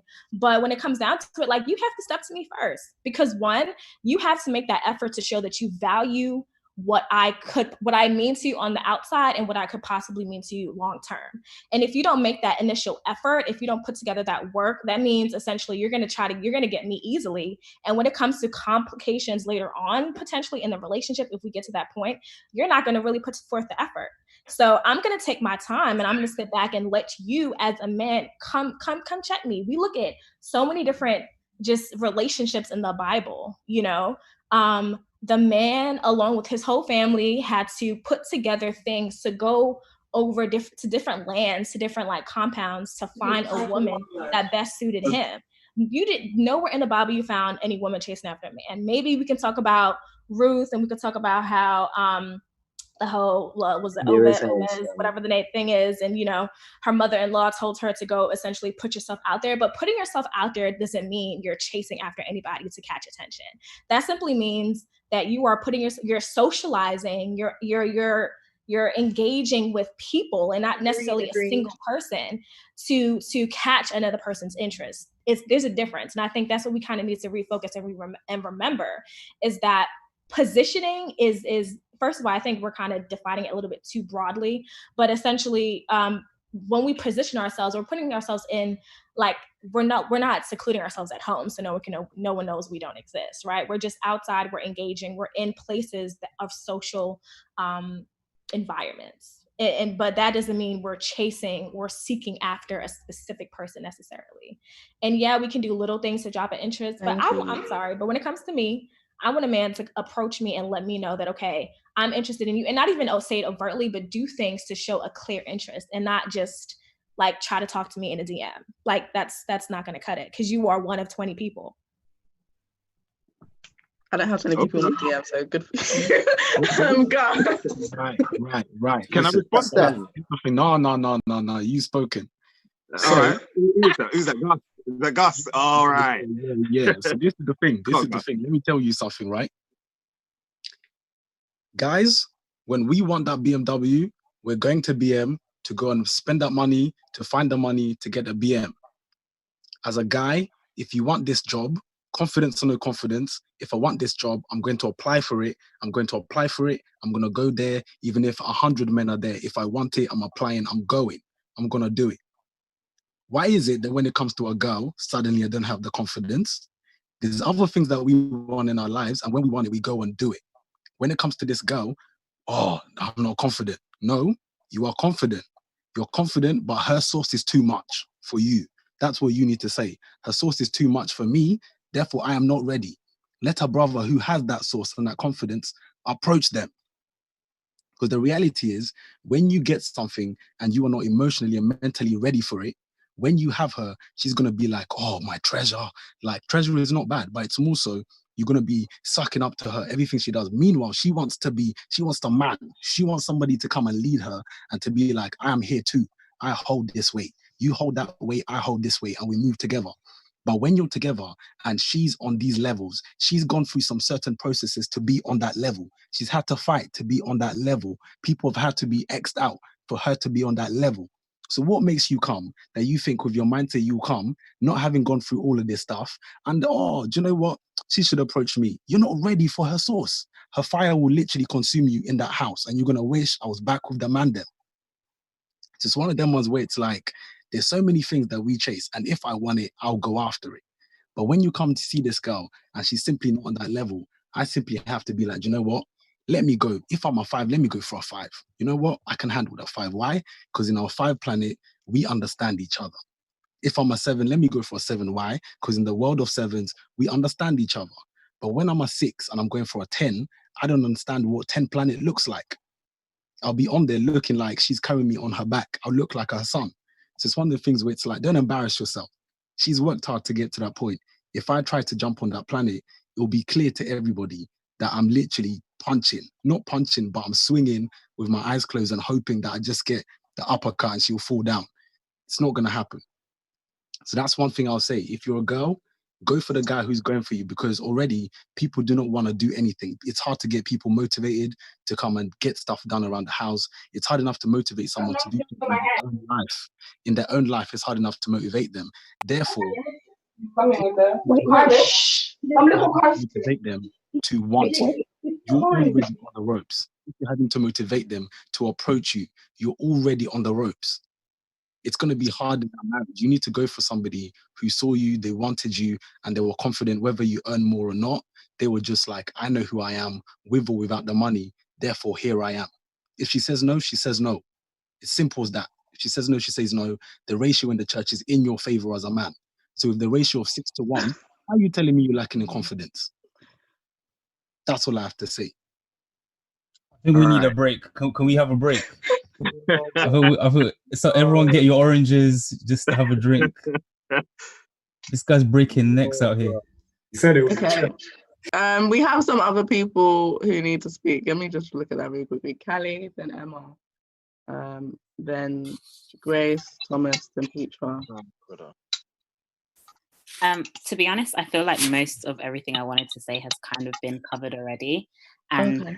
I think my main thing, just to add on to what Stephanie was saying, I think it's interesting the dynamic that we have in terms of the current voices that we have about being approached, and it was about girls letting it be known to guys. And I think, I don't know why the culture isn't so much focusing on men approaching women anymore. Like what, and it would be interesting to hear from some like different guys, as well as the same guys that we've heard from already. Like where are your heads at in terms of approaching women?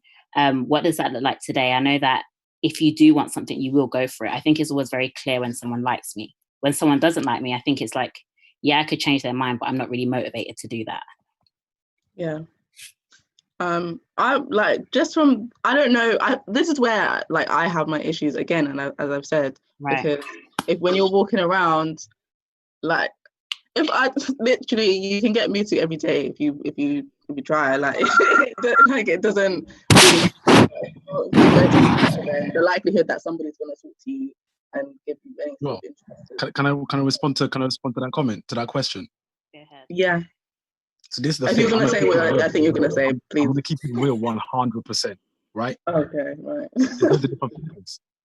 Sometimes if a guy is not on that flex and he sees this girl is on this level and she's serious and I'm not there, I'm not approaching you, because if I'm really honest with myself, there's points when a guy wants a baddie from the world, right? At that point, he's not going to approach you. Simple. Some people who I'm having sex, I'm beating, and I know I'm not really willing to make that rep inside the church, therefore I'm going to go do my business outside. That's another guy who's not going to approach you. There's also that point of, I'm just not interested in you. If somebody's not interested in you, then you're not going to get approached. And there's also that other fact of the ratio is against you. So some people just will not be approached, period. Doesn't matter who you are, you just might not be approached. So then but you have also just said that women aren't supposed to approach men. So if these women just aren't going to be approached, are they meant to be single for the rest of their life? No, but this is what I'm saying. Steph nailed it on the head. You can position yourself and go and be about. If you live in the corner somewhere in the north of England and there's only 10 people in your church, but you want to get married, go to a place where there's more people. Maximize. Be yourself. Be a boss. Do what you do, but be around. People are not going to travel to that corner to find you. Be around. You get what I mean? But the fact of the matter is, I'm just trying to say, because of the ratio, you might simply not be approached. Yes. So then from a numbers game, are women supposed to just be like, you know what, I might not be approached? Like that's the end game. Like, yeah, because even with that ratio leaning on some guys' side, some guys might not get married. Why? They just might not be levels either. Or they might not, they might just not get there, even with the ratio. So I think people have to look at reality and be like, with the ratio that's there, it's not practical to expect that everybody will be married. Or if people get married, you might get married later than you plan to. There might be somebody who's yet to divorce. Like, you get what I mean? So it's one of the things where look at reality and just understand that for guys, if people on another flex, not everybody who's in church is actually doing church things. And if you were to get with them, you would be suffering, which they never approached you. So that's what I'm saying. At the end of the day, the principle I know from being a guy is guys go for what they want. And there's times when guys are simply just not ready. Yeah. Not ready. Okay. There's girls who I've seen and I thought, this girl's nice, that girl's nice. But it's kind of like, if I know I'm not in that position yet and I'm just simply not there, I'm not going to approach you. I'll be wasting your time. Yeah. Emma? Hi, everyone. So I've been in the position of having both male and female friends, and the difference is when a woman approaches a guy, so then she'll come and tell me, something like, "Oh, Emma, I talked to so and so, and he rejected me." But then with guys, he'll come like, I shot my shots, and she wasn't feeling my story, on to the next one. So there's a fundamental difference when a woman approaches, at least I've seen it in my friends, it could be different, but the woman comes back saying that I was rejected, and that lowers her esteem a little bit more. But a guy will be like, she just doesn't like my story, whatever. There are other fish in the sea, so I'm gonna move on to the next one. And I think, so that's definitely a problem there. And another thing, when we're talking about positioning, I don't know about you, but I've had some pretty miraculous things about God bringing people like in the mission field, bringing them together. You don't serve a God of lack. And I think a lot of us come up from a point of like, what if God doesn't know? I mean, he created the earth, the universe. He hung the moon in the sky. He is not a God of lack. If you have prayed for him and you want a spouse and it's in his plan for him, don't go about thinking there are only 4 people here. God can provide as long as you're about your Father's business. So we should never approach this thing from a point of fear, Mm-hmm. Grace?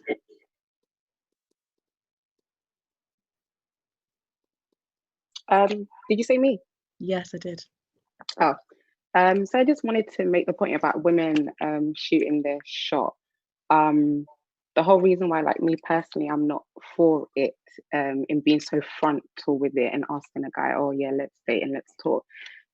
If we're going back as Christians, men, and it's quite traditional, but men are wired differently to women.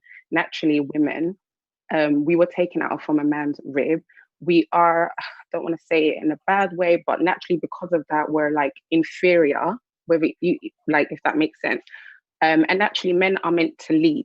So if we women are approaching men, how are we allowing them to lead from the very beginning? Most of us would not, personally, especially for me, I would not be happy if I had to be the one that had to propose to my man when it comes to marriage in the first place. So why am I approaching him and initiating a relationship with him in the first place? I think we need to let the way God has designed things to remain that way. And I think I know it's been generations and things have changed, but let's not forget we're Christians. We're following the Bible. We're following the principles that God gave us. So God made men as predators. They're meant to lead. They're meant to take the initiation in everything in the same way that it says that, I think, what's the Bible passage that talks about husbands, love your wives as Christ loved the church or gave up his life for the church. We can allow it to flow from there. It starts with the man. I'm sorry if that makes it sound like women are suppressing it. And I'm not trying to say that, but there's something beautiful about a man just taking ownership and him starting it all, because when it comes to marriage, he has to continue that trend. He has to lead. If you can't show me you can lead from the beginning, you're not capable. It's a big jump to say, but it gives you a bit of a hint. If he can't lead in the very beginning, in the very instant, and actually when things are at its most easiest, when we don't even know each other, what makes you feel you can lead now in our home when I've shown you 10 times my flaws and everything and our family and this and this? We need to allow it to flow from there, because I know 99% of women will not want to be proposing to a man. So why should I approach him first? Is what the point I wanted to make. Thank you for that. And then we have Thomas. Sorry, I forgot my hand was still up. A lot has happened over the last 10 minutes. I'm still trying to kind of rearrange my thoughts. Okay. But I think I'm all in favor of how culture has changed, the effects that the new economic realities have had on how men and women relate in terms of dating, how women's empowerment has changed things. I'm all in favor for those things, but I ultimately still take the position that men should be the instigators. And I think women can say what they're saying in this conversation, and fair enough, they have a right to have that opinion. But I think until you've been in a position where you have to shoot these shots in all these various scenarios and circumstances, I don't think women fully appreciate the difficulty level involved in walking across the room and picking out a woman from her group of friends and shooting your shot and then having to deal with the backlash if she says no and blah, blah, blah. All of that being said, I still think he should grow a pair and instigate. Because the worst that will happen is she'll say no and then you go back. No one has ever died from asking a woman out and she said no. You'll be fine. But I think men should still be men in this respect. I found it interesting that there seems to be a lot of women who are kind of pushing for this everybody shoot their shots. I think what Grace has been saying is interesting because I think there is a way that a real man or the type of man who would shoot a shot if he had the opportunity can respond to a woman shooting her shot and still take control again if it's about control. So I don't think it's a zero-sum game in the sense that if a woman instigates, that means she's now in control forever and there is no way back in terms of a repositioning of who's going to be able to take the lead. But I think our conceptualizations of what it means to take the lead they need sharpening. I think right now it's still a very diffuse kind of general, imprecise definition of what it means for a man to be a leader or a head in the relationship. Because as we discussed in the very first conversation around cultural differences, it's possible for you to take the leads on different things depending on competence levels. And so in your marriage, as a woman, you are still going to take the lead on certain things because you're just better at those things. I don't think a man being a head, it simply means he's now, king of everything, and whatever he says, irrespective of whether he's good at that decision or not, he's now the leader of that decision. I don't think that's the best way to conduct your life, because you don't end up with the best ideas leading your relationship, because you're always saying the man has to lead because he's the man. I think the person with the best ideas takes the lead on the things that they're good at. And so I think there's still a way to redress that balance, even if a woman instigates. But I think just the way I am, and it could just be because I come from a particular generation, maybe it's because I'm an African man, I don't know what it is, I still think men should instigate. And I have been around situations in church where there is a bunch of single women, a bunch of single men. The men don't have it in them, whatever you want to describe that as, to approach these women. And it's all a very sad situation to look at transpiring, because all the men are doing this whole my sis, all of the women are sitting around kind of like, when are one of you gonna grow your balls and do something about the situation? You come back 6 weeks later and all of them are still there doing bro sis, and no one is really taking charge of the situation. And I think it's a bit of a sad situation when people don't do what they're supposed to be doing. So I still agree with the old school men should instigate. Grace, I know you know what I'm talking about, and I won't say any more beyond that. I don't want to call out churches. Okay, we have Petra speak next. Hi guys, good evening. It's a great conversation so far. I think, as everyone has said, raising my hands probably means that a lot of what I wanted to say has been covered already. But I just wanted to say I agree completely with Steph, Gus, Grace, and Thomas, who's just spoken, Callie as well. I think going back to kind of like the tones that was being highlighted by what Leonard said, and also those who were in agreement with it, it's more speaking about the social climate of female equality and just how much we've come and we've progressed as females or as women. I think it's important though, leading back to what the other people were saying in terms of the man leading, is that as females, though we are progressing and we're making progress in becoming more equal, we continue to be progressive, but we're not dismissive of the fact that what God created and deemed as good is still good, and it still works and it's still fit. God's way has always been that men have always led the pursuit. We've seen countless examples of that. And I feel like even in the fact that men have led the pursuit, women have always still had a choice on whether they engage that pursuit or not. So we're not completely, it's not like we don't have a voice whilst the pursuit is going on. So I think that's important to remember as well. This element of control, I think it's more something that we're talking about now just because of how society is equaling out between men and females. But yeah, I don't want it to be something that we're not understanding, that a female still has a voice even when a man is still taking lead in pursuing her. And then also as well, just finishing on Thomas's point, I feel like the pursuit should definitely be led by the man, as I said before. But I think whilst in the relationship, you can then form your own culture in terms of who takes lead in what areas. Because as Thomas highlighted, in a relationship, the man is not always going to be the person who's good with finance. The female might be better at keeping the records, keeping the books. If you see that as the case, then the man should also be in a position where he can put his pride aside and say that, do you know what, you're better at this, you take charge of that. Likewise, if the female sees something that the man is good at, but it's considered a female role, then she could also, it's just a conversation, and it's a culture that you form once in that relationship. But definitely from the standpoint of the first approach and that pursuit, I don't think the female should engage in pursuing a man, personally. Okay. Before I kind of go back to the hands, and we are at 5 o'clock, so I want to do a little bit of a round off, and I think we might actually have to have a little bit of a continuation. Can you guys hear me properly? Am I echoing?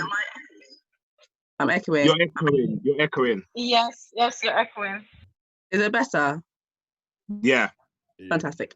Okay, so I want to do a little bit of a round off, and I think we might have to have a continuation of this because we've kind of like veered off a little bit. But from what we've kind of said so far, we've covered what dating is in the modern day today. Okay, we've kind of looked at courting and dating, and we've established, if anything, if there were like opposing views, we have established that as Christians there is a slightly different way of dating, in terms of dating with a purpose. We're supposed to be purposeful when we date. We then kind of went down the line of what does it mean, what does it mean in terms of to find a Christian partner from a male and female perspective. So we kind of spoke about that in that regard, in terms of who are we looking for from a spiritual point of view, and then kind of went into how the dating dynamics actually are from a Christian perspective.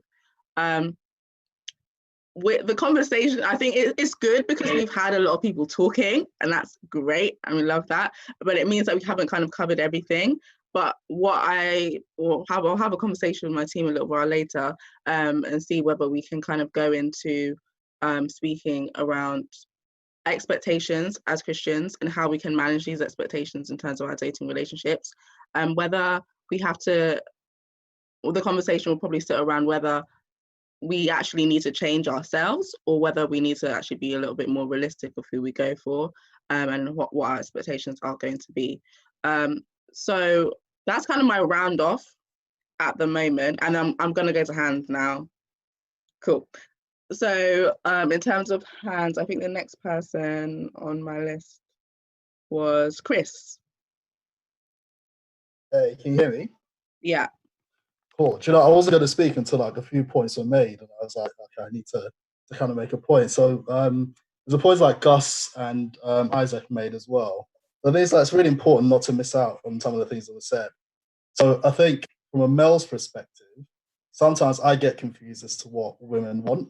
I think it's also important that we don't paint every guy with the same brush. So the idea, the analogy that Gus used when he talked about, the cars, I have no interest in cars, so that analogy doesn't apply to me.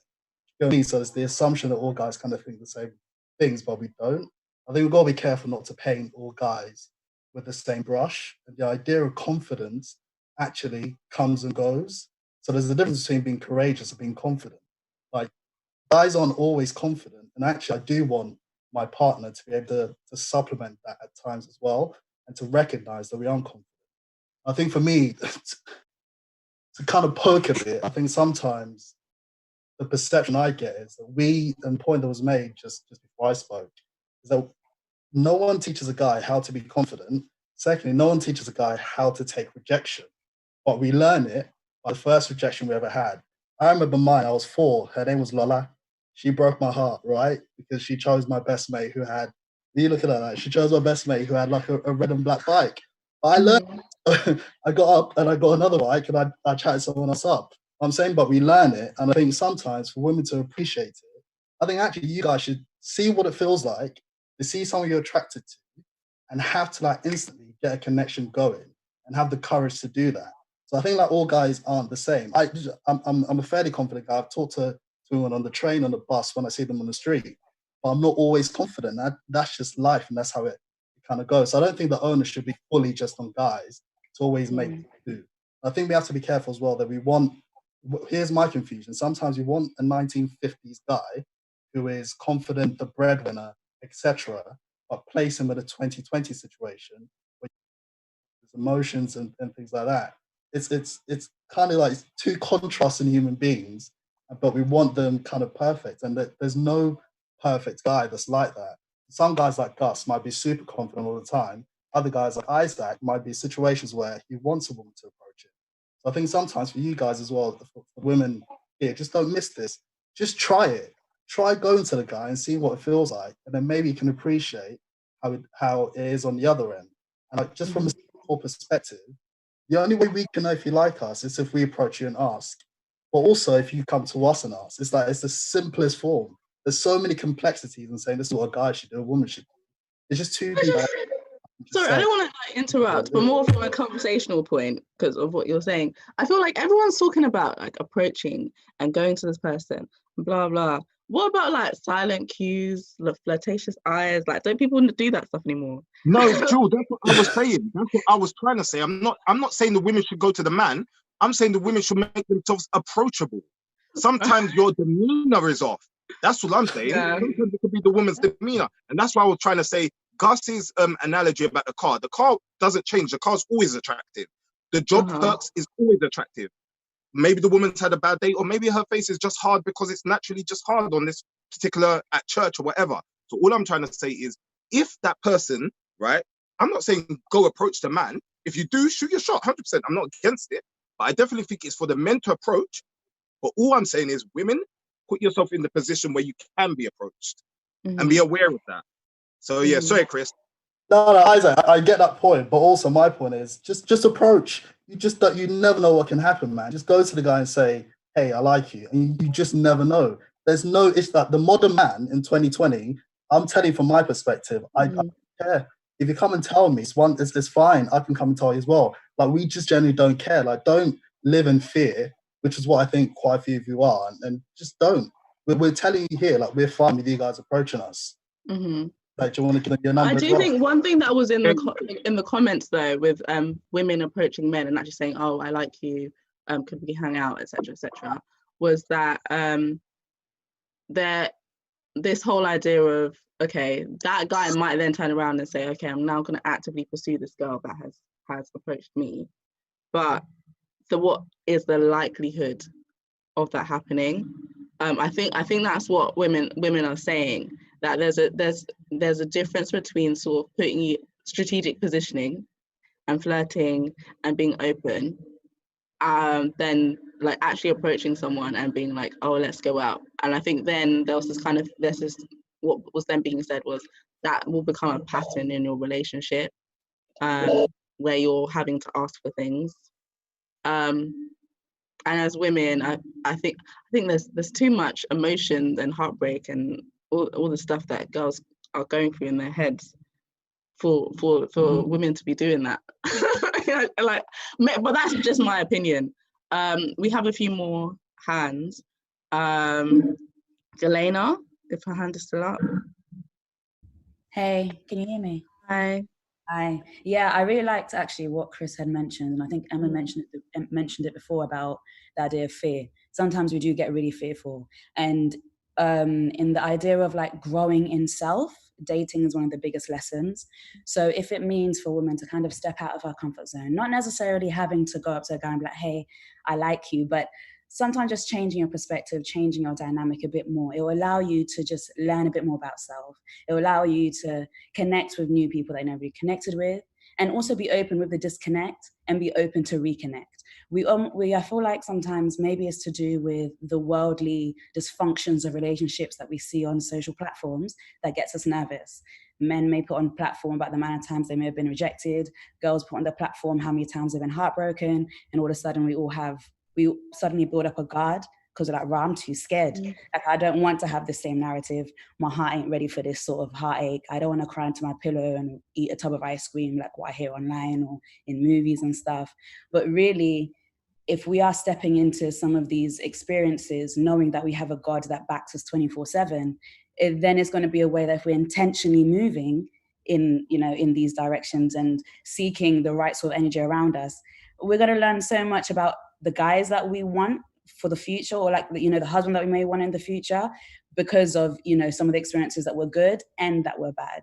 So if it may mean that, okay, you weren't the type of girl to approach before, but now you realize, okay, it's been however many months or years and I ain't really been moved to, okay, let me change up my scene. Let me not sit in the same row at church. Let me not wear the same lipstick and put on the same hairstyle. Let me try and edge myself up a bit more. Let me smile a bit more, show teeth, and, see what happens. Like, and even with guys, like what Gus was saying also about, approaching women, how do I put it? Like, even in my own experiences, especially being in church, I always felt that, the church guys were just mute. They just did not talk. But then the guys in the world were the ones who were moving. But then I came to realize that the guys in the world, they've been trained to do so because it's a dog-eat-dog world. Whereas sometimes in church, the guys have been pampered too much with the same girls in their environment, from Sabbath school, from adventurers, pathfinders, being told that that's your sister, that's your cousin. So they get a bit nervous, always calling you sister so-and-so all the time. So it needs, they may need a bit more sensitive touch, a bit more of like you have to handle them a bit more delicately, But, like when they do have these open platforms where guys can talk with each other and kind of realize like, it's okay, even if you do get rejected, just take that L, keep it moving. And girls as well, if you get rejected, take that L and keep it moving. And it's not a reject in the sense that, oh, right, he don't like me, that means there's something wrong with me. No, he's not for you, move along. And okay, now I've realized that there's one area that I may not want to go back into. Let me change up the way I move next time. So I think that there is a lot of pressure from the world as well, from our just the environments we're in, like the modern age we're in. Everyone's so uptight. We're so sensitive. We don't want to show any sense of vulnerability or be uncomfortable in some situations, but we don't realize sometimes we're limiting ourselves from just experiences. And these experiences allow personal growth in self and for us to understand who we are and who we're changing to be. And we shouldn't limit ourselves to one sense of thinking with our dating experiences. We need to understand that we're growing individuals. So who you are today, in the next couple of months, that may change. And even your idea of who you may want may also adapt and change as well. But you won't allow that element to flourish if you're rigid, if you're just limiting, if you're just moving in one way, that, okay, I'm not going to talk to anyone, or I'm not going to, smile at this person or whatever. Just be open to these experiences. So yeah, I hope I made some sense. I was trying to get definitely made sense. Okay. I do want to pick someone that hasn't actually spoken yet. So I'm going to pick Jamie. He's got his hand up. Thanks, Joel. It's just kind of going back to Galena's point. She was saying sometimes guys in church are a bit meat.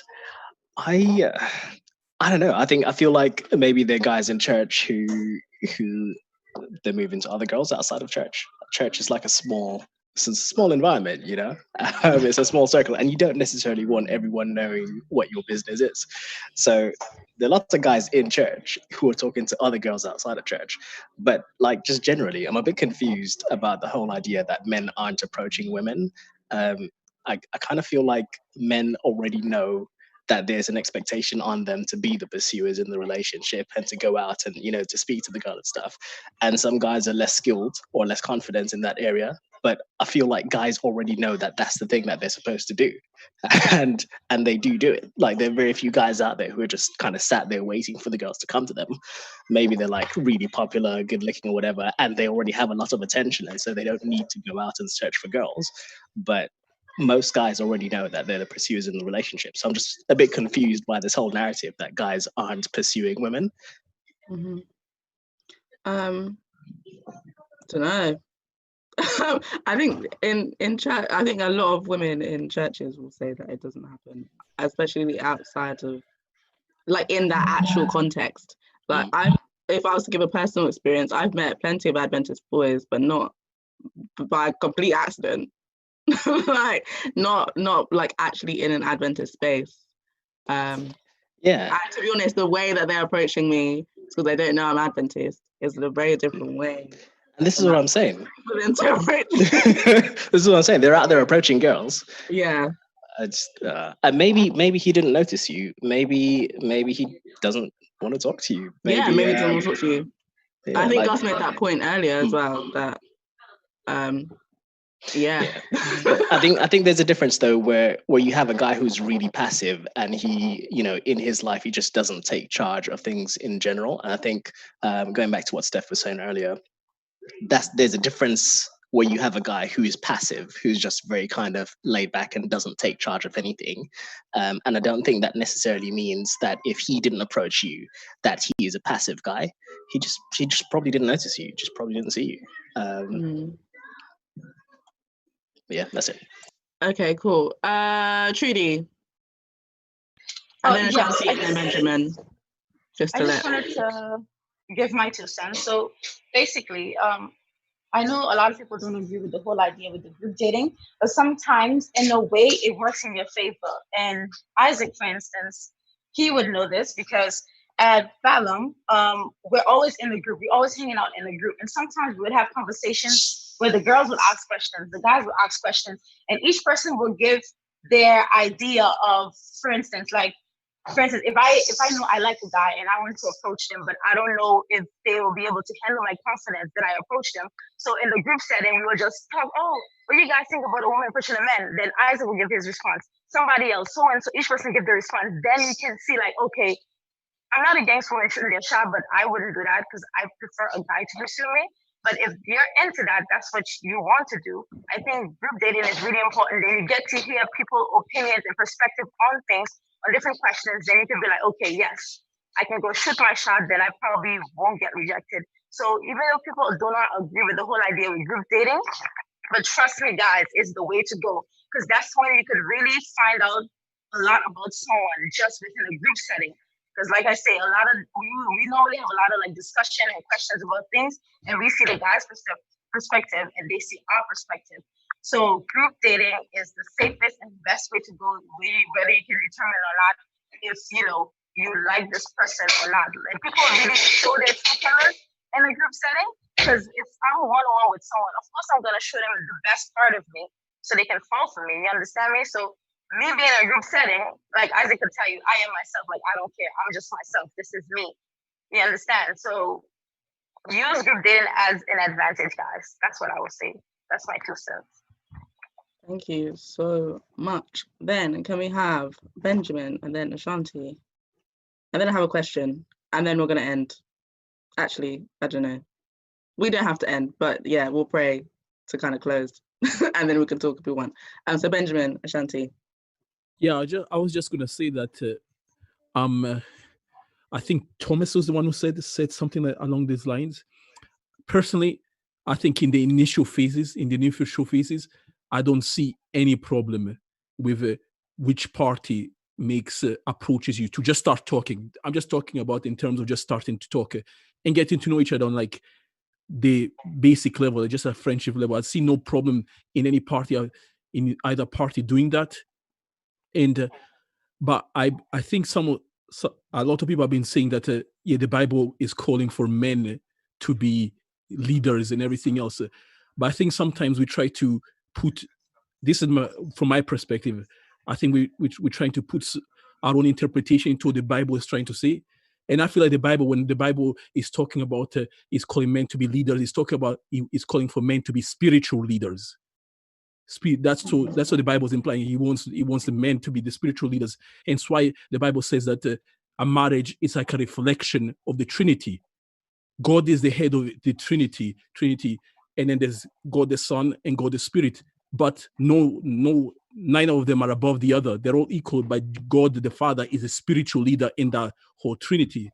And I think when it comes to in the dating approach, I always believe that, yeah, both parties can initiate it. And just as Adam and Eve, even though Eve was created from Adam, the Bible specifically says that they were equal. They were equal, different roles, but they were equal. And what the Bible was calling Adam to be was to be a spiritual leader. So that's why I think that we need to be careful that when we use the Bible to back up our points, that we always take into context what the Bible is actually trying to say. Yeah, definitely. And then Ashanti. That's not actually your name, is it? It's not actually Ashanti. No, I didn't have Instagram. I don't know any of you. No, I'm joking. I know some of you, but Ashanti is not my name. I am an Ashanti, but like it's not my name. Same. but we can be friends. You know, women and men private message me and we'll connect. But you know, where was I? Cool. So number one, group dating, truly 100% correct. You know, before you even know you want to date someone, you should know what they're like, and you do that via group interaction. And I don't actually even do dating, to be honest, because of the way my culture is. That it literally is just a courtship. It is about getting to know one another because you're interested in marriage. So before that is group dating. So that makes sense to me. And then well, Gus's point was the best about how men should approach women, because that is the ideal. And in terms of this idea of alpha beta, even men who are supposed to be shy, if they're interested in someone, they do approach them. That is 100% true. But what I want to speak to is, I think it was Emma that made a comment about God is not a God of lack. You know, there's a lot, there's an abundance. I completely agree with that. But the issue here is like, I'm praying for a job. So what am I going to do? Am I going to sit in my house and pray for the job and wait for magically an email to tell me I've got a job? Or do I have to prepare? Do I have to study? Do I have to get the skills and qualifications? Do I have to go out there to be interviewed? Do I have to have a couple of interviews? Do I have to pray whilst I'm doing it? Are there some open and closed doors during that process? And that's my issue. When we get to relationships, I feel some women suddenly switch off all those other areas of, let's say, job seeking into, I'm praying about it. God is a God of abundance, so it will fall in my lap. God is a God of abundance, 100%, but you need to make some actions too. And then the last thing I'd say is about prayer. So the only reason I even know some people on this group or I'm here is via prayer. Like, when you pray with God, he will then connect you to what you have to do, but it's not one or the other. You've got to do both. You can't like sit there and wait or just do actions without prayer. So it's both. But, you know, that's why, even though I didn't have Instagram, God has led me to be connected to some of you who are here already via me not even being in this kind of space. So that's my 2 cents. No, thank you for that. That makes a lot of sense. Cool. Before I go to Thomas, I believe he has his hand up. I did a little poll earlier on Insta. I thought it'd be interesting to see. And most people that voted were Adventist. And we're looking at, the question is it important for you to marry an Adventist? And we've got 57% saying yes and 42% saying no, which is interesting because looking at it, nearly, yes, every single person that's voted, I can identify have at least seen them in an Adventist church before. So that's interesting. It's an interesting point, thing that there's probably people that don't value it as much as others. So you might be looking at somebody thinking, why are they approaching me? It's because they're dating the Baptist girl down the street or the atheist girl down the road. That's another thing. Thomas, then Jamie, and then there's a lot of questions in the chat that we'll kind of go through if people still want to stay.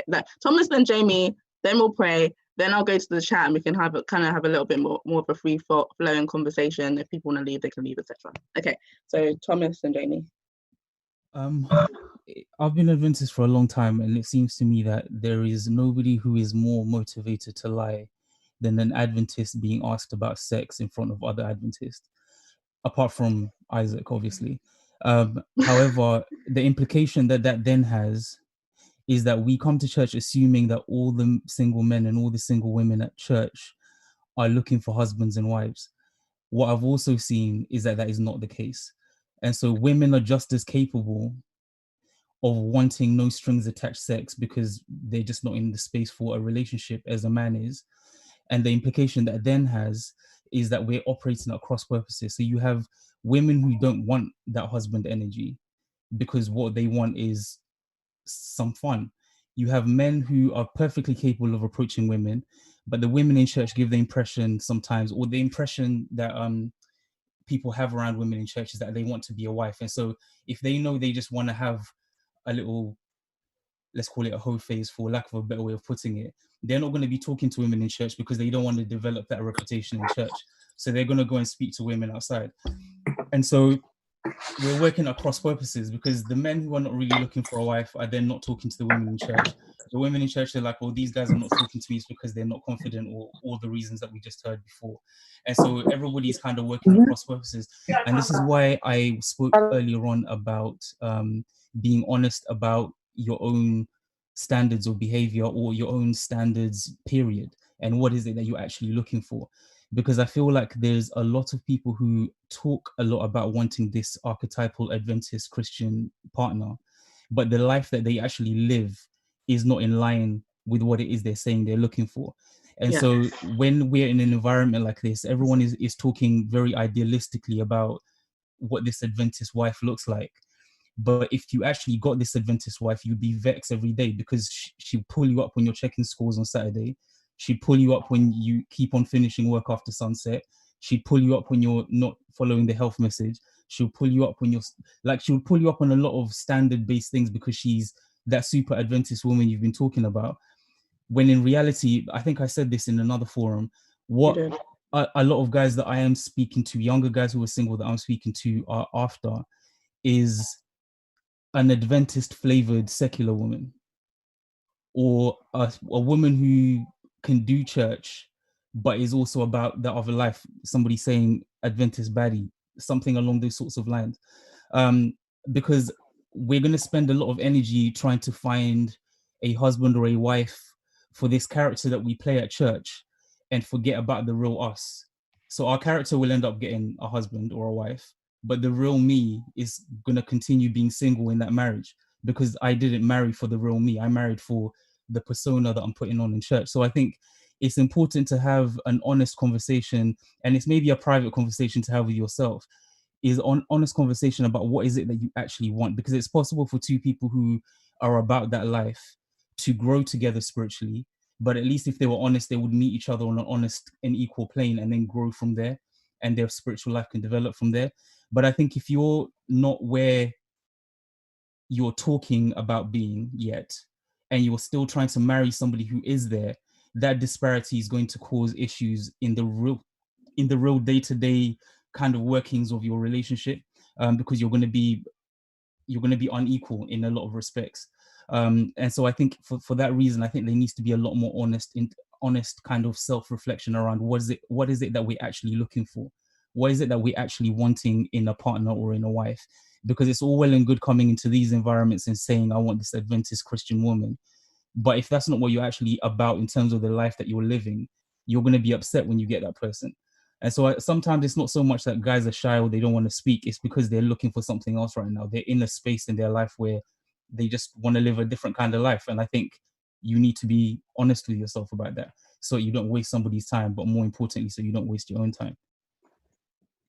100%. And then Jamie. Thanks. No, I was just saying in the chat, I think the whole group dating thing's a farce. I think it's just throw it out the window. Like, it's just so 19th century. Like it's a completely different scenario if you're going out with friends, you and your friends and her friends, and you're all part of the same group and you're just out, you're out bowling or whatever. But to go on a date in a group, no, forget that. I don't see what it's supposed to achieve. I think if you're trying to get to know the person and you're trying to connect with them, you're trying to build a friendship with them, you can do that over WhatsApp, you can do that on a phone call, you can do that over text, you can do that face to face. In a group setting, what are you really going to see about them that you're not going to find out on a phone call? You know what I mean? But also kind of like something else I wanted to mention was the whole, I think we spend too much time focusing on the kind of person that we want, and we have all of these checklists, and the proverb says one woman, like, she's got to have all of these things, or the guy's got to do all of these things, and we don't spend enough time thinking about the kind of spouse we should be and how we're going to make ourselves and build ourselves up to be the best version of who we can be, so that when someone comes to me, they know that they're getting gold, because I've invested so much time. I've spent that time, on my personal journey, my spiritual journey, my emotional journey, and so because I am now at that level, I'm attracting people to me of that caliber. I think we just spend too much time focusing on the kind of person that we want without really being that person ourselves. Mm-hmm.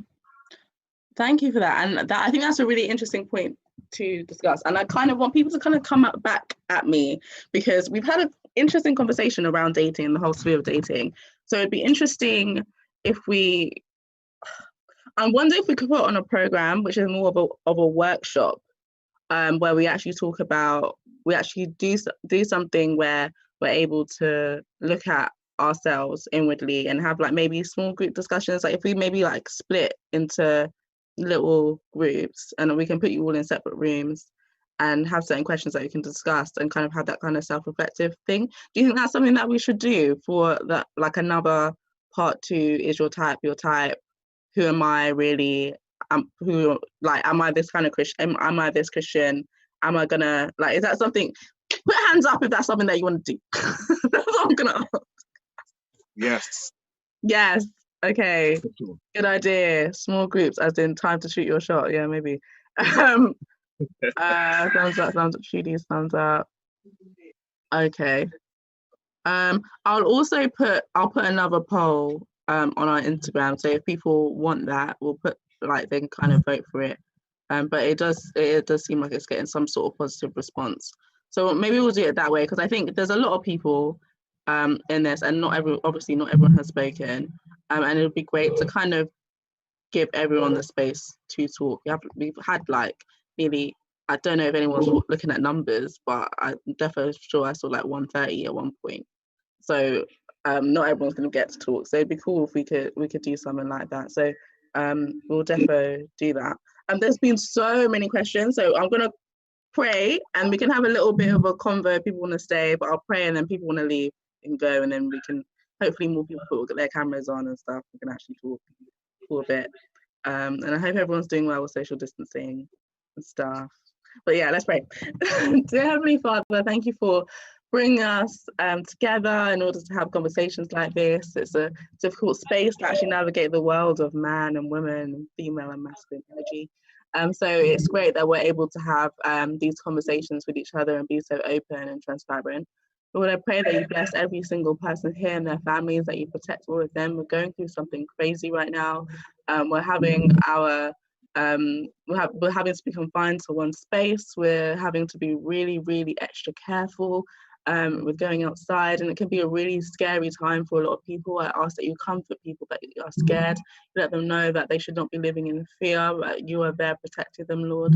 Lord, I pray that every single person here, that you protect their families, and if anybody has sick family members, I ask that you put your heavenly hand upon them, and you bring that spirit of health and healing to them, Lord. I ask that you comfort anyone that has lost anybody during this time.